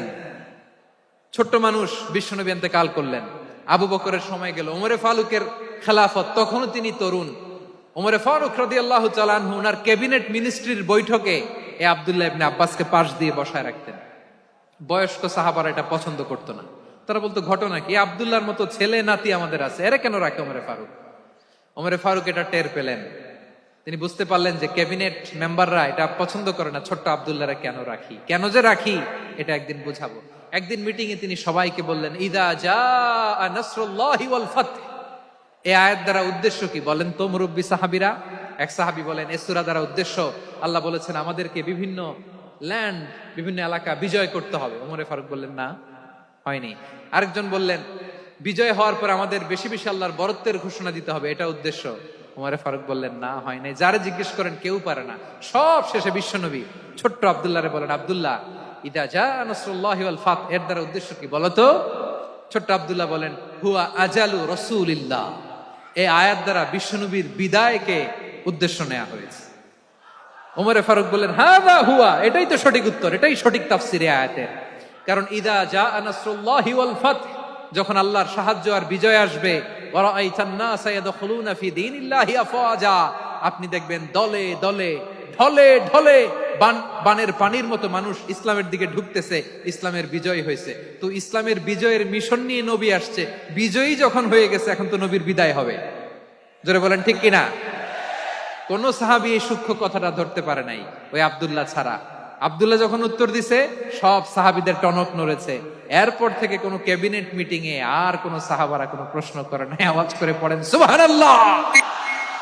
বিশ্বনবী আব্দুল্লাহ ইবনে আব্বাসকে দ্য এডুকেটর অফ দ্য উম্মাহ, উম্মার শিক্ষাবিদ হিসেবে গ্রহণ করেছেন। আওয়াজ করে পড়তে হবে আল্লাহু আকবার।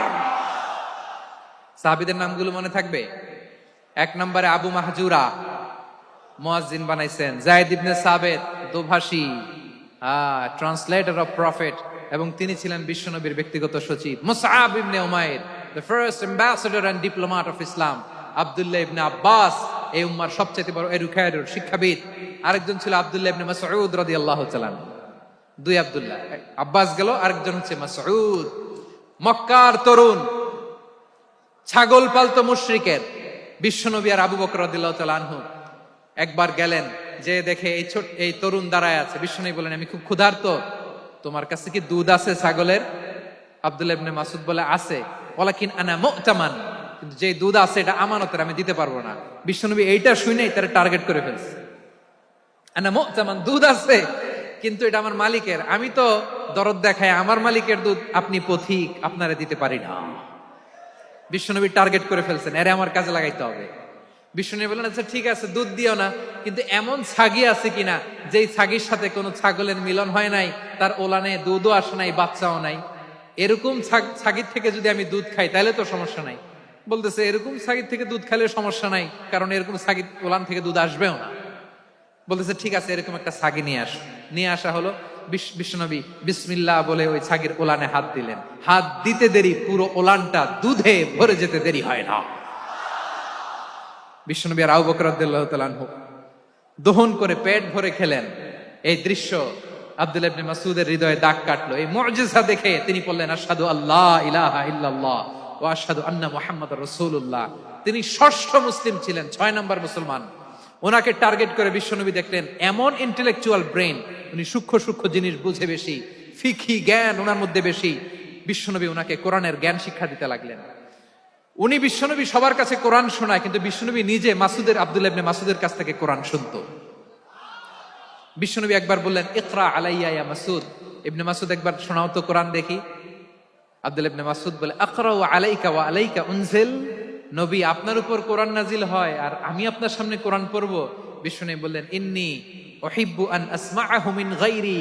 আমি নিজে পড়তে যেমনি ভালোবাসি, অন্যে পড়ুক আমি শুনবো, এটাও আমি ভালোবাসি। সূরা নিসা তিনি তেলাওয়াত করে শুনিয়েছেন। এমন সূক্ষ্ম সূক্ষ্ম বিষয় বিশ্বনবী উনাকে ধরিয়ে দিয়েছেন। উনি হয়ে গিয়েছেন, আব্দুল্লাহ ইবনে আব্বাস হয়েছেন রাইসুল মুফাসসিরিন, উনি হয়ে গিয়েছেন ফাকিহুল উম্মাহ। উনার চাইতে বড় ফকি এই পৃথিবী আর দেখবে না। চিল্লায় বলেন সুবহানাল্লাহ। উনি বলতেন, ওয়াল্লাহি ওয়াল্লাহি ইল্লাযী লা ইলাহা গায়রু মা উনজিলাত সূরাতুন ইল্লা ওয়া আনা আ'লামু আইনা উনজিলাত ওয়া ফীমা উনজিলাত। বিশ্বনবী এমন ভাবে কোরআনের দার্স আমাকে দিয়েছেন, কোরআনে যত সূরা নাজিল হয়েছে, যেখানে নাজিল হোক না কেন আমি জানি এটা কোথায় নাজিল হয়েছে এবং কোন প্রেক্ষাপটে নাজিল হয়েছে। এমন একটা সূরা নাই যে সূরার কোথায় নাজিল হয়েছে আমি মাসুদের জানা নাই, কোন প্রেক্ষাপটে নাজিল হয়েছে আমার জানা নাই। এরকম ঘটবে না। চিল্লায় বলেন আল্লাহু আকবার। এই আব্দুল্লাহ ইবনে মাসউদ রাদিয়াল্লাহু তাআলা ওমর ফারুকের সময় কুফার চিফ জাস্টিস ছিলেন। কুফা নগরীর চিফ জাস্টিস। চিফ জাস্টিস বোঝেন নাই? বিচারপতি। কি ছিলেন? সবাই বলে নাই, কি ছিলেন? বিচারপতি ছিলেন। এবং ওনার যে ফিকহি জ্ঞানের ধারা, এটাই আলকামা, ইব্রাহিম আন-নাখাই, হাম্মাদ ইবনে সুলাইমান হয়ে ইমাম আবু হানিফা পর্যন্ত পৌঁছেছে। এবং ওনার ফিকহি জ্ঞানের ধারাই হানাফি মাযহাবে অ্যাকসেপ্ট হয়েছে। আজও এগুলো হানাফি মাযহাবে চর্চিত হয়। হানাফি মাযহাবের সব ফিক আব্দুল্লাহ ইবনে মাসউদের ফিকহি জ্ঞানের ধারা থেকে নেওয়া হয়েছে। চিল্লায় পড়েন সুবহানাল্লাহ। তাহলে উনাকে বিশ্বনবী বানিয়েছেন জুরিস্ট, আইনবিদ, ফকিহ। উনারে আজান শিখান নাই। হিউম্যান রিসোর্স ডেভেলপমেন্ট কিভাবে করবেন, মানব সম্পদের উন্নয়ন কিভাবে করতে হয়, কিভাবে যার যেখানে প্রতিভা কাজে লাগাতে হয় উনি দেখিয়েছেন। সুবহানাল্লাহ পড়বেন না?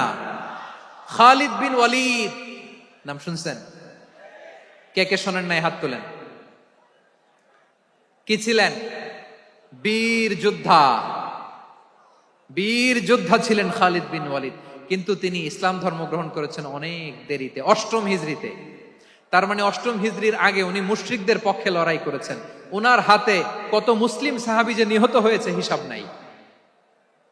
বিশ্বনবী টার্গেট করে রাখছে, তুমি আমাদের মুসলিমদের এত ক্ষতি করলা, তুমি যখন মুসলমান হবা তোমার দিয়ে আমি এমন কাম করামু যে এটা আর কেউ করতে পারবে না। বসুন বসুন। খালিদ বিন ওয়ালিদ রাদিয়াল্লাহু তাআলা আনহু অষ্টম হিজরিতে মুসলিম হয়েছেন, মক্কা বিজয়ের আগে। তো মক্কা বিজয়ের আগে যখন মুসলিম হয়েছেন, এর আগে কি করছেন? কাফিরদের সাথে যুদ্ধ করেছেন। উনি উহুদের যুদ্ধে মুসলমানদের যে পরাজয় ভাব, কঠিন পরিস্থিতির মুখোমুখি উনার কারণে পেছন থেকে এমন আতর্কিত আক্রমণ করেছেন, মুসলমানদেরকে কচুকাটা করেছেন। অষ্টম হিজরিতে আল্লাহ তাআলা হেদায়েতের নূর দিয়ে ওনার হৃদয়টাকে উজালা করে দিলেন। লা ইলাহা এটা এমন বাণী যার হৃদয়ে একবার টাচ খাবে, এইটা থেকে সে আর পালিয়ে বেড়াতে পারে। ঝিনুকের ভেতর লুকিয়ে থাকে যেমন মতি, ঝিনুকের ভেতর লুকিয়ে থাকে যেমন মতি, কলমা শাহাদাতে আছে আল্লাহর জ্যোতি, কলমা শাহাদাতে আছে আল্লাহর জ্যোতি। ঠিক কিনা বলেন? মক্কা বিজয়ের আগে মুসলিম হলেন, হওয়ার পরেই বিশ্বনবীর টার্গেট ফুলফিল হলো। ওই যে টার্গেট করে রেখেছেন আর দোয়া করেছেন, খালিদ বিন ওয়ালিদ যদি মুসলিম হয় তাকে আমি মিলিটারি চিফ বানাবো। ওনাকে আজান শিখান নাই, ওনারে কান ধইরা নামাজের এই মাথা থেকে ওই মাথা আনান নাই, ফিকহি কোরআনের সূক্ষ্ম তাফসীর ওনারে শিখান নাই, অ্যাম্বাসেডর বানান নাই। বিষ্ণু ইসলাম উনাকে সামরিক অভিযানে প্রেরণ করেছেন। সামরিক অভিযানে তিনি প্রেরণ করেছেন। উনার জীবদ্দশায় উনার নেতৃত্বে যতগুলো যুদ্ধ হয়েছে, একটা যুদ্ধেও তিনি পরাজয় বরণ করেন নাই। ওমরে ফারুকের সময়কালে তিনি চিফ অফ মুসলিম মিলিটারি মানে মুসলিম সেনাপতি হয়েছেন। যশোর আওয়াজ করো, ঠিক কিনা বলো? সেনাপতি, মুসলিম সেনাপতি।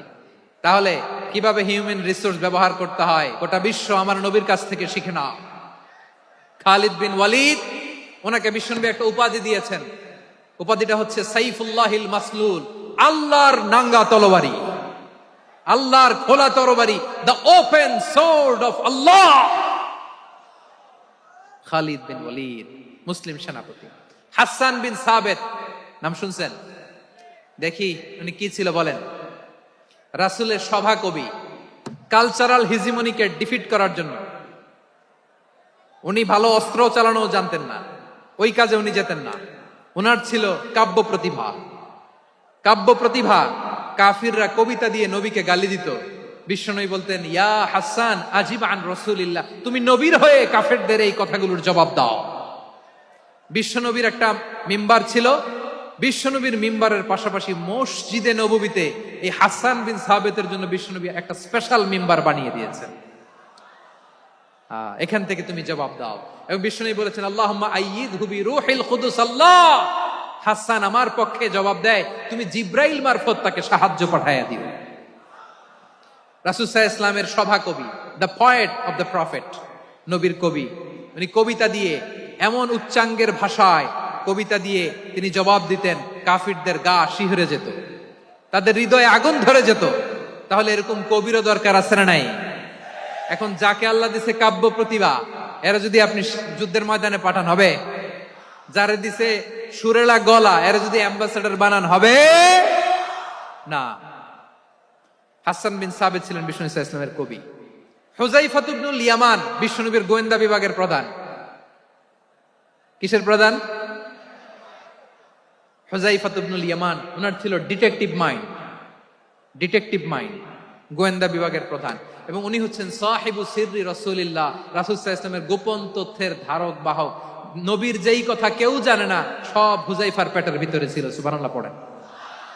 মদিনার যত ইহুদিদের একটা লিস্ট ছিল, এই লিস্ট শুধু দুইজন জানতো, বিশ্বনবী আর হুযায়ফা।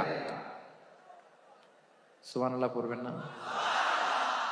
তাহলে উনাকে কোন দায়িত্ব দিছে? কোন বিভাগ? যশোর আওয়াজ করো, কোন বিভাগ? গোয়েন্দা বিভাগের হেড ছিল। খন্দকের যুদ্ধে প্রচন্ড আজকের মতো শৈত্য প্রবাহ, মাটি খনন করতে করতে সাহাবীদের পেটে ক্ষুধা নাই, দাঁড়াইতে পারে না নামাজের জন্য, এত ক্লান্ত, ক্ষুধা, ক্লান্ত, শ্রান্ত। বিশ্বনবী বললেন, কে আছো? এই কঠিন শীত, এই ভয় আর ক্ষুধার মধ্যেও খন্দকের পরীক্ষার টপকে শত্রু শিবিরে যে আমাকে তথ্য দিবা, কে আছো? কারো গায়ে শক্তিই নাই যে দাঁড়াবে, কেউ দাঁড়ায় না। বিশ্বনবী তখন নিজে হুজাইফাকে ডাক দিলেন, হুজাইফা, যে আমাকে আজকে শত্রু শিবিরের তথ্য এনে দিবে সে জান্নাতে আমার মোরাফাকা, আমার সঙ্গী হবে।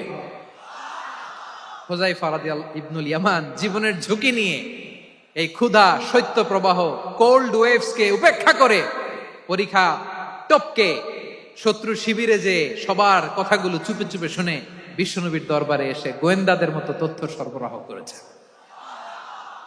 বিশ্বনবীর গোয়েন্দা বিভাগের প্রধান হুজাইফা ইবনুল ইয়ামান ইন্টেলিজেন্স বিভাগ চালাতেন। মুনাফিকদের নাম ওনার কাছে ছিল। মুআয ইবনে জাবাল মদিনা রাষ্ট্রের সবচেয়ে সিনিয়র আমলা ছিলেন। আমলাতন্ত্র চিনেন তো? প্রশাসনিক কাজ যারা চালায়, অ্যাডমিনিস্ট্রেশন বুঝেন না? The department of administration. মদিনার রাষ্ট্রের সিনিয়র আমলা মুআয ইবনে জাবাল মুতাখাসসিসুন ফিল হালাল ওয়াল হারাম, হালাল হারামের স্পেশালিস্ট ছিলেন। বিশ্বনবী উনাকে ইয়ামানের গভর্নর করে পাঠায়েছেন। বলেছেন, ইন্নাকা তা'তি কওমান আহলা কিতাব, এমন গোষ্ঠীর কাছে যাবা যারা ইহুদি নাসারা, আগে শাহাদা পড়লে এরপরে নামাজের দাওয়াত দিও, নামাজ পড়লে যাকাতের দাওয়াত দিও। গভর্নরের অ্যাটিটিউড যেমন থাকে তেমন অ্যাটিটিউড ধরে রেখো। সুবহানাল্লাহ পড়েন। তাহলে মুআয ইবনে জাবালকে দিয়ে বিশ্বনবী কবিতা লেখায় নাই, চিঠি লেখায় নাই, আজান দেওয়ায় নাই। সুবহানাল্লাহ পড়বেন না?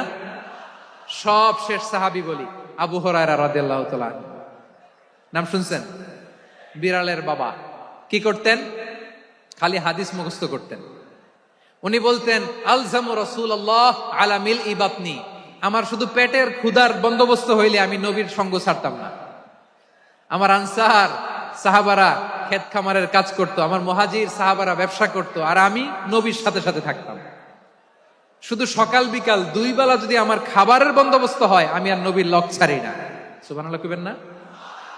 5374টা হাদিস তিনি বর্ণনা করেছেন। সবচেয়ে বেশি হাদিস বর্ণনাকারী সাহাবী। হাদিস প্রিজার্ভেশনের কাজে বিশ্বনবী ওনাকে কাজে লাগিয়েছেন। উনি একদিন বলেন, ইয়া রাসূলুল্লাহ আসমাউ মিনকা কাসীরান ফালা আহফাজু, নবী অনেক কথা শুনি আমার মনে থাকে না। বিষ্ণু বললেন, তাই? উবসুত রিদাক, তোমার চাদরটা বিছাও। আবু হুরায়রা বিছালেন, বিশ্বনবী হাত বুলায় দিলেন, এরপরে অনেক হাদিস বর্ণনা করলেন। আবু হুরায়রা বলে, তারপর থেকে বিশ্বনবী যাই বর্ণনা করে আমি শুনি আর একটাও বলি না। এখন সুবহানাল্লাহ। বিশ্বনবী ওনাকে হাদিস প্রিজার্ভেশন, নবীর এই যে লক্ষ্য হাদিস প্রিজার্ভেশনের এই দায়িত্ব দিয়েছেন সাইয়েদনা আবু হুরায়রা রাদিয়াল্লাহু তাআলা আনহুকে। প্রিয় ভাইরা, তাহলে 10 জন সাহাবীর কথা যে বললাম, আপনারা কি খেয়াল করেছেন কত বড় ট্যালেন্ট হান্টার, চৌকস ট্যালেন্ট হান্টার ছিল আমার নবী। এক একজনের এক এক ট্যালেন্ট এক এক কাজে অ্যাসাইন করেছেন, এক একজনকে এক এক দায়িত্ব দিয়েছেন, এক একজনের প্রতিভাকে এক এক ভাবে বিকশিত হওয়ার সুযোগ দিয়েছেন। আওয়াজ করে বলেন ঠিক কি না? এখন আমার পর্দার আড়ালে আমার মায়েরা বলবে, এতগুলো পুরুষ সাহাবীর কথা বললো, নারী সাহাবীরা কি কিছু করে নাই? হ্যাঁ, একজন নারী সাহাবীর কথা বলে মোনাজাত হবে, দোয়া ছাড়া কেউ যাব না। রুফাইদা আল আসলামিয়া রাদিয়াল্লাহু তাআলা আনহা, ওনার বাবার নাম সাআদ আল আসলামি। বিশ্বনবী কি খেয়াল করলেন দেখেন, সাআদ ছিল মদিনার বড় ডাক্তার। এই নারী সাহাবী রুফাইদা বাবার কাছ থেকে চিকিৎসা বিদ্যা শিখেছেন।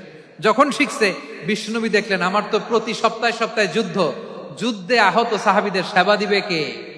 বিশ্বনবী রুফাইদাকে বললেন, রুফাইদা তুমি মসজিদে নববীর পাশে একটা মেডিকেল ক্যাম্প করো।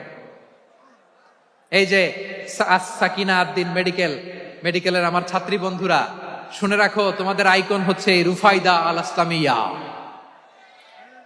বিশ্বনবীর ডিরেকশন অনুযায়ী তিনি মসজিদে নববীর পাশে একটা মেডিকেল ক্যাম্প করলেন এবং আহত সাহাবাদের চিকিৎসা উনি ওনার টিম নিয়ে দিতেন। বিশ্বনবীর পরামর্শে উনি আনসারি এবং মুহাজির মহিলা সাহাবীদেরকে নিয়ে একটা স্পেশাল মেডিকেল টিম গঠন করলেন। খায়বার যুদ্ধে 7ম হিজরিতে যখন বিশ্বনবী যায়, উনি ওনার টিম নিয়ে আসলেন, বললেন, ইয়া রাসূলুল্লাহ আমরা তো তলোয়ার চালাতে পারি না, আমরা তো তীর মারতে পারি না, দেন খায়বার অভিযানে আমি আমার টিম নিয়ে মেডিকেল টিমের সেবাটা সার্ভিসটা দিতে চাই। পড়েন সুবহানাল্লাহ। বিশ্বনবী অনুমতি দিলেন, যোদ্ধা সাহাবীদের সাথে রুফাইদা আল আসলামিয়া উনিও মেডিকেল টিম নিয়ে অগ্রসর হলেন। খায়বারের প্রতিটা আহত ইনজুর্ড সাহাবী যারা ইনজুরির শিকার হয়েছেন সবাই রুফাইদা আল আসলামিয়ার এই মেডিকেল ক্যাম্প থেকে চিকিৎসা সহায়তা পেয়েছেন। সুবহানাল্লাহ পড়েন। দেখেন কিভাবে বিশ্বনবী ট্যালেন্ট বাছাই করতেন। আপনি অবাক হবেন, বাহরাইনের মেডিকেল ইউনিভার্সিটিতে রুফাইদা আল আসলামিয়া মেডিকেল প্রাইজ অ্যাওয়ার্ড প্রতি বছর দেয়া হয়। যদি 8 দিনের এই মেডিকেল আমার বোনেরা যদি জেনে থাকো জানো, না হলে নতুন করে জানো, সার্চ দিও রুফাইদা আল আসলামিয়া মেডিকেল অ্যাওয়ার্ড বাহরাইনের ইউনিভার্সিটিতে দেয়া হয়। প্রিয় ভাইয়েরা, তাহলে আলোচনার সামারি আমরা করি। বিশ্বনবী যার যেখানে ট্যালেন্ট তাকে ওইখানে কাজে লাগাতেন। আওয়াজ করে বলেন ঠিক কিনা? এবার একটা ইন্টারভিউ হবে, আওয়াজ করে বলেন আবু মাহজুরাকে বিশ্বনবী কি বানাইছেন? হ্যাঁ, ভুলে গেছেন? সামনের চুলে হাত দিয়ে বিশ্বনবী কি সুন্দর গলায় আজান শিখালেন। মুয়াজ্জিন। যায়েদ বিন সাবিতকে একাডেমিক প্রজেক্টের দায়িত্ব দিয়েছেন, তিনি ছিলেন বিশ্বনবীর দোভাষী ব্যক্তিগত সচিব। মুসআব ইবনে Umair the first ambassador of Islam. Abdullah ইবনে আব্বাস উম্মার বড় শিক্ষাবিদ মুফাসসির। আব্দুল্লাহ ইবনে মাসউদ ছিলেন জুরিস্ট। কি ছিলেন? জুরিস্ট ছিলেন, এই উম্মার সবচেয়ে বড় জুরিস্ট। খালিদ বিন ওয়ালিদ সেনাপ্রধান। হাসান বিন সাবিত ছিলেন বিশ্বনবীর সভাকবি। কি ছিলেন? বিশ্বনবীর সভাকবি ছিলেন। এরপরে হুযায়ফা ইবনুল ইয়ামান কি ছিলেন? গোয়েন্দা বিভাগের প্রধান। মুআয ইবনে জাবাল কি ছিলেন? সিনিয়র আমলা, ইয়ামানের গভর্নর। আবু হুরায়রা রাদিয়াল্লাহু তাআলা আনহু হাদিস প্রিজার্ভেশনের কাজ করেছেন। আর আমাদের রুফাইদা আল আসলামিয়া রাদিয়াল্লাহু তাআলা আনহা কি ছিলেন? নার্স ছিলেন। নার্স হয়ে মেডিকেল সেবা দিয়েছেন। প্রিয় ভাইরা, পুরো আলোচনার যদি সামারি করি তাহলে বিশ্বনবী যেভাবে হিউম্যান রিসোর্সকে ম্যানেজ করেছেন, যার যেখানে প্রতিভা কাজে লাগিয়েছেন, আমরাও যদি করি আমাদের বাংলাদেশের চিত্র আমরা পাল্টে দিতে পারবো। আমরা শুরুতে শুনেছি মানুষের আছে অসীম সম্ভাবনা, প্রতিটা মানুষ অনন্য, যত্ন নিলে যথাযথ পরিচর্যা করলে মানুষ বিশ্ব জয় করতে পারে। ঠিক কিনা? আমাদের হাফেজে কোরআনের সামনে দাঁড়াতে পারে এমন কোন হাফেজে কোরআন আল্লাহর জমিনে জন্ম হয় না। গোটা বিশ্ব কাঁপিয়ে তারা সেরা। আমাদের ক্রিকেটাররা সেরা, আমাদের তৈরি পোশাক শিল্প সেরা। এরকম অনেক অনেক সেরা জিনিস আছে, আমরা এগুলোরে নার্চারিং করতে পারি নাই, পরিচর্যা করতে পারি নাই, সঠিক তারবিয়াতের অভাব। তাহলে মানুষের অসীম সম্ভাবনাকে কাজে লাগাতে হবে। ঠিক কিনা বলেন? ইউনুস গভর্নমেন্টকে আমি বলবো, অল্প সময়ের জন্য আপনারা এসেছেন, সংস্কারও করতে হবে, আবার নির্বাচনও করতে হবে। সব সংস্কার হতে করতে পারবেন না, যতটুকু পারবেন এর মধ্যে আমাদের যে হিউজ ম্যান পাওয়ার, আমাদের যে মানব সম্পদ, হিউম্যান রিসোর্স, এটাকে ডেভেলপ করে আপনাদের যেতে হবে। যেটা পারবেন না সেটাকে পরবর্তী নির্বাচিত গভর্নমেন্টের কাছে রেখে যেতে হবে, যে তারা যেন করে, তাদের কাছে আপনারা এটা রেখে যাবেন। তাহলে মানুষ চাইলে বিশ্ব জয় করতে পারে। আর মানুষকে হারাতে পারে কেউ? জোরে বলো যশোর, মানুষকে হারাতে পারে কেউ? আল্লাহ আমাদেরকে জনসংখ্যা দিয়েছেন। প্রিয় ভাইয়েরা, এই জনসংখ্যা অনেক বড় সম্পদ, এটা আমাদের জন্য অভিশাপ নয়, আশীর্বাদ। আমাদের জনসংখ্যাকে যদি আমরা জনশক্তিতে রূপান্তর করতে পারি, আজকে বাংলাদেশ যে অবস্থানে দাঁড়িয়ে আছে, বাংলাদেশ তার 20 গুণ উন্নতির শিখরে চলে যাবে। চিল্লায় বলো ঠিক কিনা? আমাদের শ্রমিক ভাইয়েরা বাইরে কাজ করে, আমাদের শ্রমজীবী ভাইয়েরা, প্রবাসীরা, তাদের ব্যাপারে গুরুত্ব দিতে হবে। আমাদের শ্রমের দাম সবচেয়ে কম, সবচেয়ে কম। তারা এম্বাসিতে গুরুত্ব পায় না, এয়ারপোর্টে গুরুত্ব পায় না। এই সরকার অবশ্য তাদেরকে অনেক গুরুত্ব দিচ্ছে। আমাদের অদক্ষ শ্রমিককে যখন আমরা দুবাই পাঠাই অল্প বেতন পায়, কিন্তু ইন্ডিয়ানরা দক্ষ শ্রমিক পাঠাইলে তার 3 গুণ বেতন পায়। আমরা আমাদের শ্রমিকদেরকে অদক্ষ ভাবে আর পাঠাতে চাই না, দক্ষ শ্রমিক পাঠিয়ে আমরা রেমিটেন্সের বন্যা বইয়ে দেব। আমাদের শ্রমিকদের পাঠানো রেমিটেন্সের টাকায় সচল থাকে আমার দেশের অর্থনীতির চাকা। তাদেরকে সবচেয়ে গুরুত্ব দিতে হবে। আমরা পেয়েছি ফ্রিডম ফাইটার, মুক্তিযোদ্ধা, আর আমার প্রবাসী ভাইরা হচ্ছে রেমিটেন্স ফাইটার। জোরে বলো ঠিক কিনা? তাহলে আমাদের এই জনশক্তিকে জনসম্পদে ট্রান্সফর্ম করতে হবে। ঠিক কিনা বলেন? সরকার জনগণকে এভাবে পলিশ করতে হবে। মা বাবারা ছেলে মেয়েদের মধ্যে কার কোন যোগ্যতা তাকে ওইভাবে কাজে লাগাতে হবে। সবার এ প্লাস পাওয়ার কোনো দরকার নাই। আমাদের দেশে একটা টেন্ডেন্সি আছে, পরীক্ষায় এ প্লাস না পাইলে কই তুই কি করলি, পাশের বাড়ির ছেলে এ প্লাস পাইছে, যা ওর পা ধোয়া পানি খা। কি খা? তা আমি ভাবছি যে পা ধোয়া এ প্লাস পাওয়া ছেলেদের পা ধোয়া পানির একটা পানির ব্র্যান্ড বানাইতে হবে, এরকম লেখা থাকবে এ প্লাস পাওয়া ছেলেদের পা ধোয়া পানি। খাওয়া নাই, এগুলার খাওয়া নাই। ওরে আল্লাহ এ প্লাস পাওয়ার জন্য বানাইছে, আর আপনার ছেলেকে এই এ প্লাস গুলারে নিয়ন্ত্রণ করার জন্য আল্লাহ বানাইছে। ওকে দিয়ে আল্লাহ কি করবে আপনি জানেনই না। একটা এ প্লাস, একটা এ গ্রেড একটা মানুষের জীবনকে ঠিক করে দিতে পারে না। আপনার ছেলেকে আল্লাহ অন্যদিকে যোগ্যতা দিয়েছে। ওদের মনোবল ভাঙবেন না, খবরদার খবরদার। ছেলে মেয়েদের মনোবল ভাঙবেন না। যাকে দিয়ে যেটা হবে তাকে দিয়ে সেটা করতে হবে, তার প্রতিভাকে সেভাবে কাজে লাগাতে হবে। তাহলে বাংলাদেশ, আমাদের এই জনসংখ্যা জনসম্পদে রূপান্তরিত হবে। আমাদের সরকারের তত্ত্বাবধানে আমাদের 18 কোটি জনগণ দক্ষ জনশক্তিতে রূপান্তরিত হোক, আমরা চাই কি চাই না? আমরা ভালো মানুষ, শ্রেষ্ঠ মানুষ হতে চাই কি চাই না? ওই জাপানিজদের মতো সৎ, ওই ইউরোপিয়ানদের মতো কালচার্ড আমাদেরকে আল্লাহ তাআলা কোরআন সুন্নাহ অনেক কিছু দিয়েছেন। যেহেতু বর্তমানে আমরা দেখছি তারা সৎ, তাদের মধ্যে ভ্যালু আছে, সেগুলো আমাদের মধ্যে আনার দরকার আছে না নাই? আর ইসলাম দিয়ে আমাদের জীবনকে সাজাতে হবে, ইসলাম দিয়ে আমার পরিবারকে সাজাতে হবে। ইসলাম থেকে, কোরআন থেকে প্রেসক্রিপশন না নিলে জীবন সুন্দর হবে না। কোরআন থেকে প্রেসক্রিপশন না নিলে সমাজ সুন্দর হবে না। কোরআনের প্রেসক্রিপশন না মানলে রাষ্ট্র সুন্দর হবে না। কোরআনের প্রেসক্রিপশন অ্যাপ্লাই না করলে শুধু দুর্নীতি দমন কমিশন দিয়ে দুর্নীতি বন্ধ করা যাবে না। এজন্য কোরআনের আইন আমরা চাই কি চাই না? প্রিয় ভাইয়েরা, হিউম্যান রিসোর্স ডেভেলপমেন্ট, মানব সম্পদের উন্নয়ন, আমাদের সরকার যেন এদিকে নজর দেয়। আমরা যেন এই ব্যাপারে যত্নবান হয়ে উঠি। যাকে আল্লাহ যে যোগ্যতা দিয়েছে, এই যোগ্যতা দিয়ে আমরা যেন ইসলামের জন্য, দেশের জন্য কাজ করি। আমরা যেন আমাদের স্কিল ডেভেলপ করি, আমাদের পটেনশিয়ালকে ডেভেলপ করি। মোরালিটি, ভ্যালিউজ নিয়ে শায়েখ আহমদুল্লাহ আলোচনা করেছেন, এগুলো দিয়ে যেন আমরা আমাদেরকে সাজাই। আল্লাহ তাআলা আমাদের দেশকে তুমি নিরাপদ করো, আমরা পড়ি আমিন। আল্লাহ আমার 18 কোটি জনগণকে তুমি জনশক্তিতে রূপান্তরিত করো, আমিন। আল্লাহ আমরা হাতে হাত রেখে, কাঁধে কাঁধ মিলিয়ে ভাইয়ে ভাইয়ে যেন এই দেশকে গড়তে পারি, আল্লাহ তুমি তৌফিক দান করো, আমরা পড়ি আমিন। আমার প্রিয় মহিউদ্দিন ভাই বলেছেন, হুজুর এমন একটা ঘোষণাপত্র দিয়ে যাবেন আজকের এই ঐতিহাসিক যশোরের প্রোগ্রামে, যেটা গোটা বাংলাদেশে মানুষ এটার উপর আমল করে। আমি যে কথাটা বলেছি এটাই, আসুন আমরা আমাদের জনসংখ্যাকে জনসম্পদে ট্রান্সফর্ম করি। আমাদের জনসংখ্যাকে আমরা যেন জনশক্তিতে রূপান্তরিত করি। জনসংখ্যাকে ট্রান্সফর্ম করে জনশক্তি দিয়ে আমরা যেন আগামীর বাংলাদেশ, স্বাধীন বাংলাদেশ 2.0 কে গড়ে তুলি। আল্লাহ তাআলা আমাদের সবাইকে কথাগুলো বোঝার, আমল করার তৌফিক দান করুন।